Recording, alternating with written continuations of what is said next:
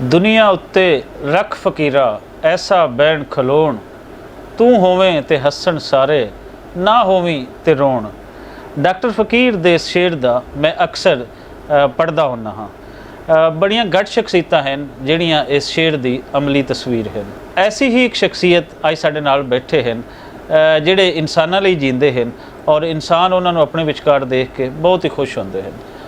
ਘੱਟ ਲੋਕ ਹੁੰਦੇ ਹਨ ਜਿਹੜੇ ਲੁਕਾਈ ਲਈ ਜੀਂਦੇ ਹਨ ਤੇ ਵੱਧ ਲੋਕ ਉਹ ਹੁੰਦੇ ਹਨ ਜਿਹੜੇ ਆਪਣੇ ਲਈ ਜੀਂਦੇ ਹਨ ਤੇ ਨਾਵੇਂ ਇੱਜ਼ਤਾਂ ਉਹ ਪਾਉਂਦੇ ਹਨ ਜਿਹੜੇ ਲੋਕਾਂ ਲਈ ਜੀਂਦੇ ਹਨ। ਅੱਜ ਅਸੀਂ ਇਤਿਹਾਸ ਦੇ ਵਿੱਚ ਦੇਖੀਏ ਤੇ ਉਹਨਾਂ ਨਾਵਾਂ ਦਾ ਕੋਈ ਜ਼ਿਕਰ ਨਹੀਂ ਮਿਲਦਾ ਜਿਹੜੇ ਸਿਰਫ ਆਪਣੇ ਲਈ ਜੀਵੇ, ਤੇ ਉਹਨਾਂ ਨਾਵਾਂ ਨੂੰ ਅੱਜ ਵੀ ਯਾਦ ਰੱਖਿਆ ਜਾਂਦਾ ਹੈ ਜਿਹੜੇ ਆਪਣੇ ਵਸੇਬ ਲਈ ਜਿਹੜੇ ਜ਼ਿੰਦਾ ਰਹੇ, ਜਿਹੜੇ ਆਪਣੇ ਮੁਆਸ਼ਰੇ ਲਈ ਜ਼ਿੰਦਾ ਰਹੇ, ਜਿਹੜੇ ਆਪਣੇ ਲੋਕਾਂ ਲਈ ਜ਼ਿੰਦਾ ਰਹੇ। ਪ੍ਰੋਗਰਾਮ ਉਚੇਚੇ ਪ੍ਰਾਹੁਣੇ 'ਚ ਐਸੀਆਂ ਸ਼ਖਸੀਅਤਾਂ ਦੇ ਨਾਲ ਤੁਸੀਂ ਮਿਲਦੇ ਰਹਿੰਦੇ ਹੋ ਤੇ ਅੱਜ ਦੀ ਖਾਸ ਸ਼ਖਸੀਅਤ ਕੈਨੇਡਾ ਵਾਸੀ ਗੁਰਚਰਨ ਸਿੰਘ ਬਨਵੈਤ ਜੀ। ਇਹ ਕੈਨੇਡਾ ਕਦੋਂ ਜਾ ਕੇ ਵਸੇ, ਇਹਨਾਂ ਦਾ ਕੀ ਕੰਮ ਹੈ, ਇੰਟਰਨੈਸ਼ਨਲ ਪੰਜਾਬੀ ਫਾਊਂਡੇਸ਼ਨ ਦੇ ਕੀ ਕੰਮ ਹਨ ਜਿਹਦੇ ਚੇਅਰਮੈਨ ਹਨ, ਅੱਜ ਸਾਰੀ ਗੱਲਬਾਤ ਕਰਾਂਗੇ ਗੁਰਚਰਨ ਸਿੰਘ ਬਨਵੈਤ ਜੀ ਹੋਰਾਂ ਨਾਲ। ਜੀ ਆਇਆਂ ਨੂੰ ਗੁਰਚਰਨ ਸਿੰਘ ਬਨਵੈਤ ਜੀ। ਥੈਂਕ ਯੂ ਜੀ। ਸਭ ਤੋਂ ਪਹਿਲਾਂ ਤਾਂ ਪੰਜਾਬੀ ਪ੍ਰਚਾਰ ਦੇਖਣ ਵਾਲੇ ਸਾਰੇ ਰੱਬ ਵਰਗੇ ਸਰੋਤਿਆਂ ਨੂੰ ਮੇਰੇ ਵੱਲੋਂ ਸਤਿ ਸ੍ਰੀ ਅਕਾਲ, ਅਸਲਾਮ ਅਲੈਕੁਮ।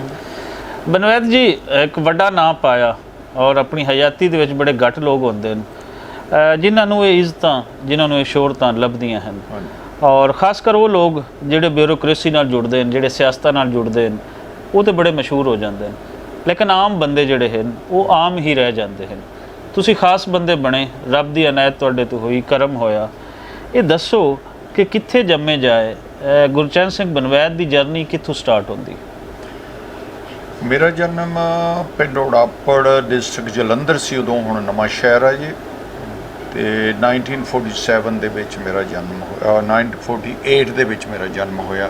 ਵੰਡ ਤੋਂ ਅਗਲੇ ਸਾਲ ਤੁਹਾਡਾ ਜਨਮ ਹੁੰਦਾ। ਪਰ ਮੈਂ ਇਹ ਗਿਣਦਾ ਪਾਸਪੋਰਟ ਵਾਲੀ ਡੇਟ, ਹਾਂ, ਪਰ ਮੇਰਾ ਜਿਹੜਾ ਹੈ 3 ਸਾਲ ਪਹਿਲਾਂ ਦਾ ਐਕਚੁਅਲੀ ਅੱਛਾ ਜਨਮ ਹੋਇਆ, 47 ਤੋਂ ਪਹਿਲਾਂ ਦਾ। ਠੀਕ ਹੈ, ਹਾਂਜੀ ਠੀਕ। ਮੈਨੂੰ ਇੱਕ ਕੋਈ ਮਾੜੀ ਜਿਹੀ ਗੱਲ ਯਾਦ ਆ ਕਿ ਹੱਲੇ ਹੋ ਗਏ ਰੋੜੇ ਇਕੱਠੇ ਕਰੋ, ਬਸ ਇੰਨੀ ਯਾਦ ਬਸ ਕੰਨਾਂ 'ਚ ਉਹੀ ਪੈਂਦੀ ਕਿਸ ਤਰ੍ਹਾਂ ਉਹੀ ਚੀਜ਼ ਆ, ਠੀਟਾ ਰੋੜੇ ਇਕੱਠੇ ਕਰੋ, ਆਹੀ ਚੀਜ਼ ਮੇਰੇ ਅੰਦਰ ਜੇਨ ਦੇ ਵਿੱਚ ਆ।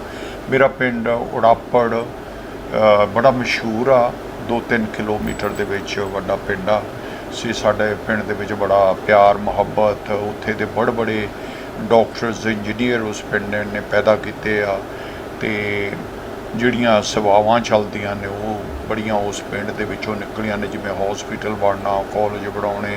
ਉਸ ਤੋਂ ਬਾਅਦ ਫਿਰ ਅਸੀਂ ਉਹਨੂੰ ਲਾਗ ਲੱਗੀ ਤੇ ਮੇਰੇ ਫਾਦਰ ਇੱਕ ਫਾਰਮਰ ਸੀ, 8-10 ਖੇਤ ਤਾਂ ਉਹਨਾਂ ਦੇ ਕੋਲ ਸੀਗੇ ਜੀ, ਤੇ ਉਹ ਗਵਈਏ ਵੀ ਸੀਗੇ, ਠੀਕ ਹੈ, ਆਪਣੇ ਸ਼ੌਂਕ ਵਾਸਤੇ। ਹਾਂਜੀ। ਤੇ ਮਾਤਾ ਸਾਡੀ ਜਿਹੜੀ ਮੇਰੀ ਮਦਰ ਸੀ ਉਹ ਬੜੀ ਇੱਕ ਰੱਬ ਦਾ ਰੂਪ ਸੀ। ਸੋ ਅਸੀਂ 8 ਭੈਣ ਭਰਾ ਸੀਗੇ। ਮੈਂ 10ਵੀਂ ਕੀਤੀ ਆਪਣੇ ਨਾਲ ਦਾ ਪਿੰਡ ਸੀ Khalsa high school Chakdana, primary school Urapar ਤੋਂ ਕੀਤਾ, ਹਾਈ ਸਕੂਲ ਕੀਤਾ ਮੈਂ ਚੱਕਦਾਨੇ ਤੋਂ। ਹਾਈ ਸਕੂਲ ਕਰਨੇ ਤੋਂ ਬਾਅਦ ਅਸੀਂ ਵੱਡੇ ਬ੍ਰਦਰ ਟਰਾਂਸਪੋਰਟ ਦੇ ਵਿੱਚ ਸੀ, ਬਿਹਾਰ ਦੇ ਵਿੱਚ ਚਲ ਗਿਆ, ਮੈਂ ਵੀ ਉੱਥੇ ਚਲ ਗਿਆ, ਮਕੈਨਿਕੀ ਸਿੱਖੀ। ਉਸ ਤੋਂ ਬਾਅਦ ਮੇਰੀ ਸ਼ਾਦੀ ਹੋ ਜਾਂਦੀ ਆ ਚੌਣ ਦੇ ਵਿੱਚ, ਤੇ ਮੇਰੇ ਇਨ-ਲॉज ਜਿਹੜੇ ਸੀ ਉਹ ਫਿਲੀਪੀਨਸ ਰਹਿੰਦੇ ਸੀਗੇ। ਇਹ ਕਿੰਨੀ ਉਮਰ ਦੇ ਵਿੱਚ ਤੁਹਾਡਾ ਵਿਆਹ ਕਰ ਦਿੱਤਾ? 19 ਸਾਲ ਦੇ ਸੀਗੇ ਉਦੋਂ। ਮਤਲਬ ਪਹਿਲੇ ਛੋਟੀ ਉਮਰ ਦੇ ਵਿੱਚ ਵਿਆਹ ਕਰ ਦਿੱਤੇ ਜਾਂਦੇ? ਛੋਟੀ ਉਮਰ ਦੇ ਵਿੱਚ ਮਤਲਬ ਹੋ ਗਿਆ ਤੇ ਉਹ ਬਾਹਰ ਰਹਿੰਦੇ ਸੀਗੇ ਫਿਲੀਪੀਨ ਦੇ ਵਿੱਚ, ਮੇਰੇ ਇਨ-ਲॉ, ਤੇ ਵਾਈਫ ਮੇਰੀ ਇੱਥੇ ਹੀ ਸੀਗੀ। ਤੇ ਮਾਂ ਬਾਪ ਨੂੰ ਫਿਕਰ ਸੀਗਾ, ਚਲੋ ਵਿਆਹ ਹੋ ਗਿਆ। ਤੇ ਉਸ ਤੋਂ ਬਾਅਦ ਮੇਰੇ ਬ੍ਰਦਰ ਛੋਟੇ ਜਿਹੜੇ ਸੀ ਉਹ ਕੈਨੇਡਾ ਚਲੇ ਗਏ। ਠੀਕ ਹੈ। ਤੇ ਮੈਂ ਵੀ ਫਿਰ ਉਸ ਤੋਂ ਬਾਅਦ ਕੈਨੇਡਾ ਦੀ ਤਿਆਰੀ ਕਰ ਲਈ। ਇਹ ਕਿਹੜਾ ਟਾਈਮ ਪੀਰੀਅਡ ਹੈ ਜਦੋਂ ਤੁਸੀਂ ਕੈਨੇਡਾ? 71 ਦੇ ਵਿੱਚ ਇੰਡੀਅਨ ਪਾਸਪੋਰਟ ਵਾਸਤੇ ਐਂਟਰੀ ਹੁੰਦੀ ਸੀ, ਉਦੋਂ ਵੀਜ਼ਾ ਨਹੀਂ ਸੀ ਹੁੰਦਾ ਕੈਨੇਡਾ ਦਾ। ਠੀਕ ਹੈ। ਸੋ ਮੈਂ ਐਕਚੁਅਲੀ ਅਮਰੀਕਾ ਜਾਣ ਵਾਸਤੇ ਟਰਾਈ ਕਰਦਾ ਸੀ, ਏਜੰਟਾਂ ਦੇ ਬਗੈਰ ਵਿੱਚ ਫਸਿਆ ਹੋਇਆ। ਤੇ ਮੇਰੇ ਬ੍ਰਦਰ-ਇਨ-ਲॉ ਨੂੰ ਪਤਾ ਲੱਗਾ ਤੇ ਉਹ ਮੈਨੂੰ ਬੜਾ ਗੁੱਸੇ ਹੋਇਆ, ਕਹਿੰਦਾ ਤੂੰ ਉਹਨਾਂ ਨੂੰ ਪੈਸੇ ਕਿਉਂ ਦਿੰਦਾ, ਟਿਕਟ ਲੈ ਚੁੱਪ ਕਰਕੇ ਇੱਥੇ ਆ ਜਾ। ਸੋ ਮੈਂ ਟਿਕਟ ਲਈ 4000 ਰੁਪਈਏ ਦੀ। ਠੀਕ ਹੈ। 4000 ਰੁਪਈਏ ਦੇ ਵਿੱਚ ਵੀ ਰਿਟਰਨ ਟਿਕਟ ਸੀ ਉਦੋਂ, ਤੇ ਕੈਨੇਡਾ ਚਲੇ ਗਿਆ। ਕੈਨੇਡਾ ਅਪੜ ਗਏ ਤੇ ਕੈਨੇਡਾ ਜਾ ਕੇ ਫਿਰ ਕੀ ਕੰਮ ਕਰਨਾ? ਕਿਉਂਕਿ ਸ਼ੁਰੂਆਤ ਜਿਹੜੀਆਂ ਹੁੰਦੀਆਂ ਨੇ ਬੜੀਆਂ ਔਖੀਆਂ ਹੁੰਦੀਆਂ ਨੇ। ਉਹ ਬਹੁਤ ਹਾਰਡ ਸੀਗਾ ਉਸ ਟਾਈਮ ਦੇ ਉੱਤੇ, ਬੜਾ ਹਾਰਡ ਸੀਗਾ ਇਮੀਗ੍ਰੇਸ਼ਨ ਦਾ, ਕਿਉਂਕਿ ਆਪਾਂ ਨੂੰ ਇੰਗਲਿਸ਼ ਬੋਲੀ ਦੀ ਪ੍ਰੋਬਲਮ ਸੀਗੀ। ਤੇ ਮੈਂ ਇਮੀਗ੍ਰੇਸ਼ਨ ਲਈ ਅਪਲਾਈ ਕੀਤਾ, ਉੱਥੇ ਜਾ ਕੇ 15 ਕੁ ਦਿਨਾਂ ਤੋਂ ਬਾਅਦ ਕਿ ਮੈਨੂੰ ਬੜਾ ਅੱਛਾ ਲੱਗਦਾ ਜੇ ਉਹ ਸਟੋਰੀਆਂ ਬਣਾਉਣੀਆਂ ਪੈਂਦੀਆਂ ਨਾ, ਗਏ ਤਾਂ ਵਿਜ਼ਟਰ ਸੀਗੇ। ਤੇ ਉਹਨਾਂ ਨੇ ਇਮੀਗ੍ਰੇਸ਼ਨ ਆਫਿਸਰ ਨੇ ਮੇਰੀ ਇੰਟਰਵਿਊ ਲਈ। 65 ਨੰਬਰ ਲੈਣੇ ਹੁੰਦੇ ਆ ਤੁਸੀਂ, ਠੀਕ ਹੈ, ਜਿਵੇਂ ਕਿ 35 ਸਾਲ ਤੋਂ ਥੱਲੇ ਆ 5 ਨੰਬਰ ਉਹਦੇ ਮਿਲ ਗਏ, ਐਜੂਕੇਸ਼ਨਾਂ ਦੇ ਮਿਲ ਗਏ, ਜੇ 10ਵੀਂ ਕੀਤੀ ਆ ਤੇ 10 ਨੰਬਰ ਉਹਦੇ ਮਿਲ ਗਏ, ਇਸ ਤਰ੍ਹਾਂ ਮਿਲਾ ਕੇ। ਤੇ ਮੇਰੇ 3 ਨੰਬਰ ਘੱਟ ਸੀਗੇ। ਉਹ ਮੈਨੂੰ ਕਹਿਣ ਲੱਗੇ, ਬੜੇ ਅੱਛੇ ਨੇ ਉਹ ਲੋਕ, ਕਹਿੰਦੇ ਇੰਗਲਿਸ਼ ਦਾ ਇੱਕ ਪੈਰਾਗ੍ਰਾਫ ਮੈਨੂੰ ਲਿਖ ਕੇ ਦਿਖਾ ਦੇ ਤੂੰ, ਤੇ ਮੈਂ ਤੈਨੂੰ ਪੂਰੇ ਕਰ ਦਿੰਦਾ ਨੰਬਰ। ਠੀਕ। ਉਹ ਜੋ ਕੁਝ ਵੀ ਮੈਂ ਲਿਖਿਆ ਸਾਰੇ ਗਲਤ ਹੈ, ਸਪੈਲਿੰਗ ਸੀਗੇ। ਤੇ ਉਹਨਾਂ ਨੇ ਮੈਨੂੰ ਰਿਫਿਊਜ਼ ਕਰ ਦਿੱਤਾ। ਸਪੈਲਿੰਗ ਤੁਹਾਡੇ ਅਜੇ ਵੀ ਗਲਤ ਹੁੰਦੇ? ਹਾਂਜੀ, ਉਹ ਰਿਫਿਊਜ਼ ਕਰ ਦਿੱਤਾ। ਤੇ ਫਿਰ 1 ਸਾਲ ਤੋਂ ਬਾਅਦ ਮੈਂ ਅਪੀਲ ਕਰ ਦਿੱਤੀ ਵੀ ਮੈਂ ਜਾਣਾ ਨਹੀਂ ਚਾਹੁੰਦਾ, ਮੈਂ ਇੱਥੇ ਰਹਿਣਾ ਚਾਹੁੰਦਾ। ਉਹ ਸਾਲ ਦੇ ਵਿੱਚ ਮੈਂ ਬੜੇ ਕੋਰਸ ਲਏ, ਆਪਣੇ ਮਕੈਨਿਕੀ ਦੇ ਕੋਰਸ ਲਏ, ਉੱਥੇ ਫਰੈਂਚ ਦੇ ਕੋਰਸ ਲਏ, ਇੰਗਲਿਸ਼ ਦੇ ਕੋਰਸ ਲਏ। ਤੇ ਜਦੋਂ ਮੇਰੀ ਇੰਟਰਵਿਊ ਆਈ, ਉਸ ਤੋਂ ਬਾਅਦ ਉਹ ਮੈਨੂੰ ਆਫਿਸਰ ਕਹਿਣ ਲੱਗਾ, do you need any interpreter? I don't need. ਉਹ ਕਹਿੰਦਾ, ਮੈਂ ਇਹਦੀ ਫਾਈਲ ਕਹਿ ਰਹੀ ਕਿ ਤੈਨੂੰ ਇੰਗਲਿਸ਼ ਨਹੀਂ ਆਉਂਦੀ। ਮੈਂ ਕਿਹਾ ਮੈਂ ਸਾਰ ਰਹਿ ਕੇ ਮੈਂ ਸਿੱਖ ਗਿਆ, ਮੈਂ ਸਿੱਖ ਲਿਆ। ਸੋ ਉਸ ਤੋਂ ਬਾਅਦ ਹੁਣ ਮੇਰੀ ਇੰਟਰਵਿਊ ਨਹੀਂ ਲਈ। ਤੇ ਜਦ ਹੀ ਰਾਈਟ ਵੇ ਮੈਨੂੰ ਪੇਪਰ, ਨਿਊਜ਼ਪੇਪਰ ਹੁੰਦਾ ਸੀ ਉੱਥੇ, ਮੈਨੂੰ ਯਾਦ ਆ ਜੇ ਵੀ ਗਜ਼ਟ, ਮੌਂਟਰੀਅਲ ਦਾ ਗਜ਼ਟ, ਉਹਦੇ ਵਿੱਚ ਫਸਟ ਪੇਜ ਤੇ ਮੇਰੀ ਫੋਟੋ ਕੱਢੀ ਵੀ ਇਹਨੇ ਰਹਿਣ ਵਾਸਤੇ ਇੱਥੇ ਮਿਹਨਤ ਕੀਤੀ ਆ। ਸੋ ਕਾਮਯਾਬ ਹੋ ਗਿਆ ਪਹਿਲਾਂ। ਉਸ ਤੋਂ ਪਹਿਲੀ ਐਪਰੀਸੀਏਸ਼ਨ ਜਿਹੜੀ ਹੈ ਤੁਹਾਨੂੰ ਉਹ ਮਿਲਦੀ ਹੈ? ਹਾਂਜੀ। ਤੋ ਉਸ ਵਕਤ ਕੰਮ ਨਹੀਂ ਸੀ ਕਰ ਸਕਦੇ ਹੁੰਦੇ, ਤੇ ਇੱਕ ਆਪਣਾ ਆਦਮੀ ਸੀਗਾ, ਉਹਦੀ ਡਰਾਈ ਕਲੀਨ ਦਾ ਸਟੋਰ ਸੀਗਾ, ਨਛੱਤਰ ਗਿੱਲ ਸੀ ਉਹਦਾ ਨਾਂ। ਉਹ ਕਹਿੰਦਾ ਤੂੰ ਇੱਥੇ ਵੀ ਬੈਠਾ ਮੇਰੇ ਨਾਲ ਚੱਲਿਆ। ਉਹ ਕੱਪੜੇ ਪ੍ਰੈਸ ਕਰਾਉਣੇ 72 ਘੰਟੇ ਮੇਰੇ ਕੋਲੋਂ, ਤੇ $10 ਵੀਕ ਦੇ ਦਿੰਦਾ ਹੁੰਦਾ ਸੀ। ਵੀਕ ਦੇ $10। ਅੱਛਾ, ਵੀਕ ਦੇ $10, ਇੱਕ ਵੀਕ ਦੇ, ਮਤਲਬ ਡੇਲੀ ਦੇ ਜਿਹੜੇ ਆ ਉਹ ਕੋਈ ਤੁਹਾਡੇ ਡੇਢ ਸੈਂਟ ਪੈਂਦੇ, ਕੁਝ ਪੈਸੇ ਪੈਂਦੇ ਜੀ। ਤੇ ਫਿਰ ਉਹਨੇ 2 ਮਹੀਨਿਆਂ ਬਾਅਦ ਮੇਰੇ $20 ਕਰ ਦਿੱਤੇ। ਤੇ ਆਸਤੇ ਫਿਰ ਕੰਮ ਸ਼ੁਰੂ ਹੋ ਗਿਆ। ਕਾਰ ਲੈ ਕੇ ਚਾਈਨੀਜ਼ ਫੂਡ ਡਿਲੀਵਰ ਕਰਨ ਲੱਗ ਪਿਆ। ਕਿੱਦਾਂ ਕਾਮਯਾਬ ਹੁੰਦਾ ਆਦਮੀ ਉੱਥੇ? ਉਹਨਾਂ ਦੇਸ਼ਾਂ ਵਿੱਚ ਇੰਨਾ ਸਕਾਲਾ ਨਹੀਂ ਹੈ, ਠੰਡ ਬੜੀ ਹੁੰਦੀ ਆ, ਬਰਫ਼ ਪੈਂਦੀ ਆ, ਤੇ ਪਰ ਪੈਸੇ ਲਾ ਕੇ ਗਏ ਸੀ, ਕਾਮਯਾਬੀ ਫੜਨੀ ਸੀ। ਸਾਲ ਕੁ ਬਾਅਦ ਇਮੀਗ੍ਰੇਸ਼ਨ ਮਿਲ ਗਈ। ਮੇਰੇ ਬੱਚਿਆਂ ਦਾ ਵੀ ਉਹਨਾਂ ਨੇ ਰਾਈਟ ਪੇ ਦਿੱਤਾ। 73 ਦੇ ਵਿੱਚ ਬੱਚੇ ਮੇਰੇ ਚਲੇ ਜਾਂਦੇ ਉੱਥੇ। ਉਦੋਂ ਤੱਕ ਮੈਂ ਪੂਰਾ ਸੈਟਲ ਹੋ ਗਿਆ ਸੀਗਾ ਆਪਣੀ ਮਿਹਨਤ ਕਰਕੇ। ਉਦੋਂ ਫਿਰ ਤੁਸੀਂ ਕੀ ਕਰ ਰਹੇ ਸੀ ਜਦੋਂ ਉੱਥੇ ਬੱਚੇ ਜਾਂਦੇ ਨੇ? ਕਿਉਂਕਿ ਇੱਕ ਫੇਜ਼ ਇਹ ਸੀ ਕਿ ਤੁਸੀਂ ਨੈਕਸਟ ਸਟੈਪ ਤੇ ਆ ਚੁੱਕੇ ਸੀ। ਮੇਰੇ ਪਾਸ ਟ੍ਰੇਡ ਸੀਗਾ ਮਕੈਨਿਕ ਦਾ, ਤੇ ਟਰੱਕ ਮਿਲਿਆ ਤੇ ਟਰੱਕ ਚਲਾ ਲਿਆ, ਕਾਰ ਮਿਲੀ ਤੇ ਕਾਰ ਚਲਾ ਲਈ, ਡਿਲੀਵਰੀ ਮਿਲੀ, ਪੀਜ਼ਾ ਡਿਲੀਵਰੀ ਮਿਲੀ, ਚਾਈਨੀਜ਼ ਫੂਡ ਮਿਲਿਆ। ਕੰਮ ਕਰਨਾ ਸੀਗਾ, ਉਹ ਕਰ ਕੇ ਆਪਣਾ ਕਾਮਯਾਬ ਹੁੰਦੇ ਰਹੇ। ਉਸ ਤੋਂ ਬਾਅਦ ਫਿਰ ਮੈਨੂੰ ਮੇਰਾ ਇੱਕ ਦੋਸਤ ਕੰਮ ਕਰਦਾ ਸੀ ਲੈਬ ਦੇ ਵਿੱਚ, ਉਹ ਇੰਡਸਟਰੀਅਲ ਲੈਬ ਸੀ। ਉਹ ਮੈਨੂੰ ਲੈ ਕੇ ਤਾਂ ਗਿਆ ਉੱਥੇ ਸਫਾਈ ਕਰਨ ਵਾਸਤੇ ਵੀ ਚਲੋ ਆਪਣਾ, ਪਰ ਮੈਂ ਕੰਮ ਛੇਤੀ ਪਿਕਅਪ ਕਰ ਗਿਆ ਉਹਨਾਂ ਦਾ। ਠੀਕ ਹੈ। ਉਹ ਮੈਂ ਸਾਲ ਦੇ ਵਿੱਚ, 1.5 ਸਾਲ ਦੇ ਵਿੱਚ ਮੈਂ ਉਹ ਤੇ ਇੰਚਾਰਜ ਬਣ ਗਿਆ ਪੈਟਰੋਲੀਅਮ ਪ੍ਰੋਡਕਟ ਦਾ, ਹੈ ਨਾ। ਠੀਕ ਹੈ। ਉਹਦੇ ਵਿੱਚ ਇੱਦਾਂ ਹੁੰਦਾ ਕਿ ਜਿਹੜੇ ਹਵਾਈ ਜਹਾਜ਼ ਆ ਜਾਂ ਸਿਟੀ ਦੀਆਂ ਬੱਸਾਂ ਚੱਲਦੀਆਂ, ਗੌਰਮੈਂਟ ਦੇ ਟਰੱਕਸ ਵਗੈਰਾ ਚੱਲਦੇ ਆ, ਉਹਨਾਂ ਦਾ ਫਿਊਲ ਚੈੱਕ ਕਰਨਾ ਹੁੰਦਾ ਸੀ। ਜਿਹੜਾ ਫਿਊਲ ਆਉਂਦਾ ਨਾ, ਇੱਥੇ ਤਾਂ ਕੋਈ ਚੈੱਕ ਨਹੀਂ ਕਰਦਾ ਇੰਸਪੈਕਟਰ। ਉਹਦੀ ਗ੍ਰੈਵਿਟੀ ਕੱਢਣੀ ਹੁੰਦੀ ਆ। ਗ੍ਰੈਵਿਟੀ ਕਿੰਨੀ ਹੈ, ਇਹਨੂੰ ਫਲੈਸ਼ ਪੁਆਇੰਟ ਕਿੰਨੇ ਡਿਗਰੀ ਤੇ ਜਾ ਕੇ ਲੱਗੇਗਾ, ਫਰੀਜ਼ਿੰਗ ਕਿੰਨੀ ਡਿਗਰੀ ਤੇ ਹੋਵੇਗਾ। ਹਾਂਜੀ। ਇਹ ਕਿਹੜੇ ਸੰਨ ਦੀਆਂ ਗੱਲਾਂ ਨੇ? ਇਹ 74 ਤੋਂ ਲੈ ਕੇ 75 ਤੋਂ ਲੈ ਕੇ ਫਿਰ ਮੈਂ 7 ਸਾਲ ਕੰਮ ਕੀਤਾ। ਮਤਲਬ ਅਸੀਂ ਇਹ ਦੇਖ ਸਕਦੇ ਹਾਂ ਕਿ ਅੱਜ ਤੋਂ 45-46 ਸਾਲ ਪਹਿਲੇ ਹਾਂਜੀ ਉੱਥੇ ਚੀਜ਼ਾਂ ਚੈੱਕ ਹੋ ਰਹੀਆਂ ਸੀ, ਜਿਹੜੀਆਂ ਅਜੇ ਪਾਕਿਸਤਾਨ ਔਰ ਇੰਡੀਆ ਜਿਹੇ ਮੁਲਕਾਂ ਦੇ ਅੰਦਰ ਅਜੇ ਉਹ ਚੀਜ਼ਾਂ ਨਹੀਂ ਚੈੱਕ ਹੁੰਦੀਆਂ। ਜਹਾਜ਼ ਉੜ ਨਹੀਂ ਸਕਦਾ, ਉਡਾਨ ਨਹੀਂ ਭਰ ਸਕਦਾ ਸੀ ਜਦੋਂ ਤੱਕ ਮੇਰੀ ਰਿਪੋਰਟ ਨਹੀਂ ਉਹਨੂੰ ਜਾਂਦੀ ਸੀ। ਉਹ ਤੋਂ ਪਹਿਲਾਂ, ਉੜਨੇ ਤੋਂ ਪਹਿਲਾਂ ਉਹਨਾਂ ਦਾ ਸੈਂਪਲ ਆਉਂਦਾ ਸਾਡੇ ਕੋਲ ਲੈਬ ਦੇ ਵਿੱਚ, ਉਹ ਅਸੀਂ ਟੈਸਟ ਕਰਨਾ ਹੁੰਦਾ। ਟੈਸਟ ਕਰਕੇ ਉਹ ਫਿਊਲ ਜਹਾਜ਼ ਦੇ ਵਿੱਚ ਭਰਿਆ ਜਾਂਦਾ, ਫਿਰ ਉਹ ਉਡਾਨ ਭਰ ਸਕਦਾ। ਜਦੋਂ ਤੱਕ ਰਿਪੋਰਟ ਨਹੀਂ ਸੀ ਜਾਂਦੀ, 7 ਸਾਲ ਮੇਰੇ ਸਾਈਨ ਹੁੰਦੇ ਰਹੇ ਨੇ ਉੱਤੇ। ਠੀਕ ਹੈ। ਹਾਂਜੀ, ਠੀਕ ਹੈ। ਸੋ ਉਸ ਤੋਂ ਬਾਅਦ ਫਿਰ ਮੇਰੇ ਥੋੜ੍ਹੀ ਜਿਹੀ ਪ੍ਰੋਬਲਮ ਹੋ ਗਈ, ਐਸਿਡਸ ਵਗੈਰਾ ਹੁੰਦੀਆਂ ਸੀ ਲੈਬ ਦੇ ਵਿੱਚ ਜ਼ਿਆਦਾ। ਮੈਂ ਕੇਅਰ ਨਹੀਂ ਕੀਤੀ, ਮੇਰੇ ਲੰਗਸ ਦੇ ਵਿੱਚ ਨਾ ਐਲਰਜੀ ਹੋ ਗਈ ਤੋਂ ਮੈਨੂੰ ਕੰਮ ਛੱਡਣਾ ਪਿਆ। ਫਿਰ ਮੈਂ ਮੁੜ ਕੇ ਫਿਰ ਆਪਣੇ ਓਰੀਜਨਲ ਪ੍ਰੋਫੈਸ਼ਨਲ ਦੇ ਵਿੱਚ ਆ ਗਿਆ, ਟਰੱਕਾਂ ਦੇ ਵਿੱਚ, ਜਿਹੜਾ ਪੰਜਾਬੀਆਂ ਦਾ ਜਿਹੜਾ ਰੂਹ ਦੇ ਵਿੱਚ ਪੰਜਾਬੀ ਵਸਦਾ ਸ਼ੌਂਕ ਸੀਗਾ। ਔਰ ਮੈਂ ਤੁਹਾਨੂੰ ਇਹ ਦੱਸਦਾ ਕਿ ਮੇਰੇ ਟਾਊਨ ਦੇ ਵਿੱਚ, ਮੇਰੇ ਪ੍ਰੋਵਿੰਸ ਦੇ ਵਿੱਚ ਮੈਂ ਪਹਿਲਾ ਸਰਦਾਰ ਸੀ ਜਦੋਂ ਮੈਂ ਟਰੱਕ ਪਾਇਆ। ਹਰ ਇੱਕ ਆਦਮੀ ਕਹਿੰਦਾ ਸੀ ਪਾਗਲ ਹੋ ਗਿਆ ਤੂੰ ਯਾਰ, ਇੱਥੇ ਟਰੱਕ ਚਲਾਉਣ ਲੱਗੇ। ਮੈਂ ਟਰੱਕ ਲੈ ਕੇ ਜੀ ਸਟਾਰਟ ਕਰ ਦਿੱਤਾ। ਨਿਊਯਾਰਕ ਨੂੰ ਜਾਂਦੇ ਹੁੰਦੇ ਸੀਗੇ ਤੇ ਲੋਕ ਖੜ ਖੜ ਕੇ ਦੇਖਦੇ ਹੁੰਦੇ ਵੀ ਇੱਦਾਂ ਦਾ ਡਰਾਈਵਰ ਨਹੀਂ ਦੇਖਿਆ ਕੋਈ। ਤੇ ਸਾਡਾ ਹੁੰਦਾ ਸੀ ਬਾਰਡਰ, ਜਿਵੇਂ ਇੰਡੀਆ ਤੇ ਪਾਕਿਸਤਾਨ ਦਾ ਬਾਰਡਰ ਜੀ, ਕੈਨੇਡਾ ਤੇ ਅਮਰੀਕਾ ਦਾ ਬਾਰਡਰ ਪਾਰ ਕਰਨਾ ਨਾ, ਹੁਣ ਕਈ ਪ੍ਰੋਬਲਮ ਸੀ। ਦਾੜੀ ਖੁੱਲੀ ਹੋਣੀ, ਪੱਗ ਬੰਨੀ ਆ, ਕਿਰਪਾਨ ਪਾਜੂ ਆ, ਇਹ ਆਦਮੀ ਕਿੱਦਾਂ ਦਾ ਆ ਗਿਆ। ਤੇ ਉਹ ਮੈਂ 2 ਟ੍ਰਿਪ ਲਾਏ ਤੇ ਮੈਂ ਕਿਰਪਾਨ ਜਿਹੜੀ ਮੇਰੀ ਵਾਰ ਹੁੰਦੀ ਸੀ, ਤੀਸਰੇ ਦਿਨ ਮੈਂ ਥੱਲੇ ਦੀ ਭਾਲੇ ਪੈਂਟ ਦੇ ਵਿੱਚ ਲਾ ਲਈ, ਹਾਈਡ ਸੀਗੀ ਜੀ। ਤੇ ਉਹ ਆਫੀਸਰ ਮੈਨੂੰ ਕਹਿਣ ਲੱਗਾ ਤੇਰਾ ਰਿਲੀਜੀਅਸ ਨਾਈਫ ਕਿੱਥੇ ਆ? ਅੱਛਾ, ਹਨਾ। ਮੈਂ ਕਿਹਾ ਥੱਲੇ। ਕਹਿੰਦਾ ਨਹੀਂ ਉੱਤੇ ਦੀ ਪਾ ਕੇ ਰੱਖਿਆ ਕਰਨਾ। ਮਤਲਬ ਵਿਜ਼ੀਬਲ ਹੋ ਸਕਦਾ ਨਹੀਂ। ਉਹਨਾਂ ਦਾ ਇਹ ਹੁੰਦਾ ਕਿ ਦੇਖੋ ਕੰਟਰੀ ਦੇ ਕਾਨੂੰਨ ਨੇ, ਤੁਹਾਡੇ ਕੋਲ ਦਿਸਦੀ ਹੈ ਜਿਹੜੀ ਚੀਜ਼ ਬਾਹਰ ਆ ਦਿਸ ਰਹੀ, ਉਹਨਾਂ ਨੂੰ ਪਤਾ ਵੀ ਇਹਦੇ ਕੋਲ ਵੈਪਨ ਹੈ। ਜਦੋਂ ਅਸੀਂ ਇਹਨੂੰ ਥੱਲੇ ਪਾ ਲਿਆ, ਹਾਈਡ ਹੋ ਗਈ, ਹਾਈਡ ਹੋ ਗਿਆ, ਪਤਾ ਨਹੀਂ ਵੀ ਕੀ ਹੈ, ਇਹ ਪਤਾ ਨਹੀਂ ਵੀ ਕੀ ਆ ਕੀ ਨਹੀਂ। ਸੋ ਉਹ ਤੋਂ ਬਾਅਦ ਤੇ ਮੈਂ ਤੇ ਉੱਪਰ ਦੀ ਕਿਰਪਾਨ ਪਾ ਕੇ ਜਾਣਾ। ਤੇ ਸਾਰੇ ਡਰਾਈਵਰ ਵਗੈਰਾ ਜਿਹੜੇ ਗੋਰੇ ਹੁੰਦੇ ਸੀਗੇ ਨਾ, ਪਹਿਲਾਂ ਥੋੜੀ ਜਿਹੀ ਜੈਲਸ ਕਰਦੇ ਸੀਗੇ ਸਾਡੇ ਨਾਲ, ਵੇਖ ਕਿੱਥੋਂ ਆ ਗਏ ਨੇ ਡਰਾਈਵਰ ਆਇਆ, ਉਹਦੀ ਹੈਲ ਜਿਸ ਦਾ। ਤੇ ਇੱਕ ਦਿਨ ਉਹ ਰੈਸਟੋਰੈਂਟ ਦੇ ਵਿੱਚ ਬੈਠੇ ਸੀਗੇ ਸਾਰੇ ਜਾਣੇ, ਮੇਰੇ ਨਾਲ ਜਿਹੜਾ ਆਦਮੀ ਹੁੰਦਾ ਸੀ ਵੀ ਗੋਰਾ ਸੀਗਾ, ਉਹਨੂੰ ਮਜ਼ਾਕ ਦੇ ਵਿੱਚ ਕਰਨਾ ਉਹਨਾਂ ਨੂੰ, ਪਹਿਲਾਂ ਮੈਨੂੰ ਇਹਨੂੰ ਕਲੀਅਰ ਕਰਨਾ ਪੈਂਦਾ ਆਰਡਰ ਤੇ ਮੈਂ ਡਰਾਈਵਰ ਨਾਲ ਰੱਖਿਆ ਪੈਂਦਾ ਸੀ, ਤੇ ਫਿਰ ਮੈਂ ਟਰੱਕ ਦਾ ਮਾਲ ਕਲੀਅਰ ਕਰਾਉਣਾ। 3-4 ਕੇ ਟ੍ਰਿਪ ਹੋਏ ਸੀਗੇ ਤੇ ਉਹ ਸਾਰੇ ਜਾਣੇ 8-10 ਜਾਣੇ ਸੀਗੇ, ਕੌਫੀ ਪੀਂਦੇ ਸੀ। ਮੈਂ ਸਾਰਿਆਂ ਦਾ ਪੇ ਕਰ ਦਿੱਤਾ ਕੌਫੀ ਦਾ। ਜਦੋਂ ਉੱਠ ਕੇ ਪੇ ਕਰਨ ਲੱਗੇ, ਉਹ ਕੁੜੀ ਕਹਿਣ ਲੱਗੀ ਦਿਸ ਮੈਨ ਇਜ਼ ਪੇ ਆਲਰੇਡੀ, ਇਹ ਤੁਹਾਡੀ ਕੌਫੀ ਪੇ ਕਰ ਦਿੱਤੀ। Mister Singh pay for coffee, mister Singh pay for coffee. ਉਹ ਦਿਨ ਸੋ ਹੱਦ ਸੀ, ਸਲਾਮਾਂ ਵੱਜਣ ਲੱਗ ਪਈਆਂ। ਸੋ ਕਿੱਦਾਂ ਮਾਰਕੀਟ ਦੇ ਵਿੱਚ ਤੁਸੀਂ ਜਾਣਾ, ਉਹ ਤੁਹਾਡੇ ਆਪਣੇ ਵੇ ਹੁੰਦੇ ਆ। ਉਸ ਤੋਂ ਬਾਅਦ ਮੈਨੂੰ ਕੋਈ ਪ੍ਰੋਬਲਮ ਨਹੀਂ ਹੋਈ। ਮੈਂ ਤੇ ਟਰੱਕ ਫਿਰ ਸੌਖੇ ਫਿਰ ਮੁਆਸ਼ੀ ਹਾਲਾਤ ਜਾਂ ਇਕਨੋਮਿਕ ਪੋਜੀਸ਼ਨ ਤੁਹਾਡੀ ਹੈ, ਉਹ ਫਿਰ ਇਸੇ ਟਰਾਂਸਪੋਰਟੇਸ਼ਨ ਤੋਂ ਹੀ ਹੋਈ। ਉਹ ਟਰਾਂਸਪੋਰਟੇਸ਼ਨ ਦੇ ਵਿੱਚ ਫਿਰ ਮੈਂ ਮਕੈਨਿਕ ਸੀਗਾ, ਕਾਫੀ ਆਪਣਾ ਗਰਾਜ ਵੀ ਪਾਇਆ, 8-9 ਟ੍ਰੇਲਰ ਲਏ ਤੇ ਆਪਣੀ ਡਿਸਪੈਚ ਸ਼ੁਰੂ ਕੀਤੀ। ਪਰ ਉਹਦੇ ਵਿੱਚ ਮੈਂ ਫੇਲ ਹੋਇਆ ਚੰਗੀ ਤਰ੍ਹਾਂ।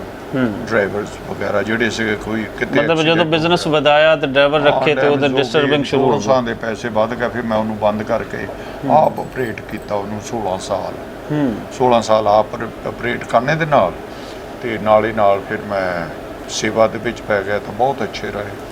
ਉਹਨਾਂ ਹੀ ਦਿਨਾਂ ਦੇ ਵਿੱਚ ਤੁਸੀਂ ਫਿਰ ਸੇਵਾ ਵੱਲ ਆਉਂਦੇ ਹੋ, ਵੈਲਫੇਅਰ ਦਾ ਕੰਮ ਤੁਸੀਂ ਸਟਾਰਟ ਕੀਤਾ ਹੈ। ਇਹ ਕਿਹੜੇ ਸਾਲ ਦੀ ਗੱਲ ਹੈ? ਮੈਂ ਇਹ ਜਿਹੜਾ ਕੰਮ ਸੀ 81 ਦੇ ਵਿੱਚ ਐਕਚੁਅਲੀ ਸਟਾਰਟ ਕਰ ਲਿਆ ਸੀਗਾ।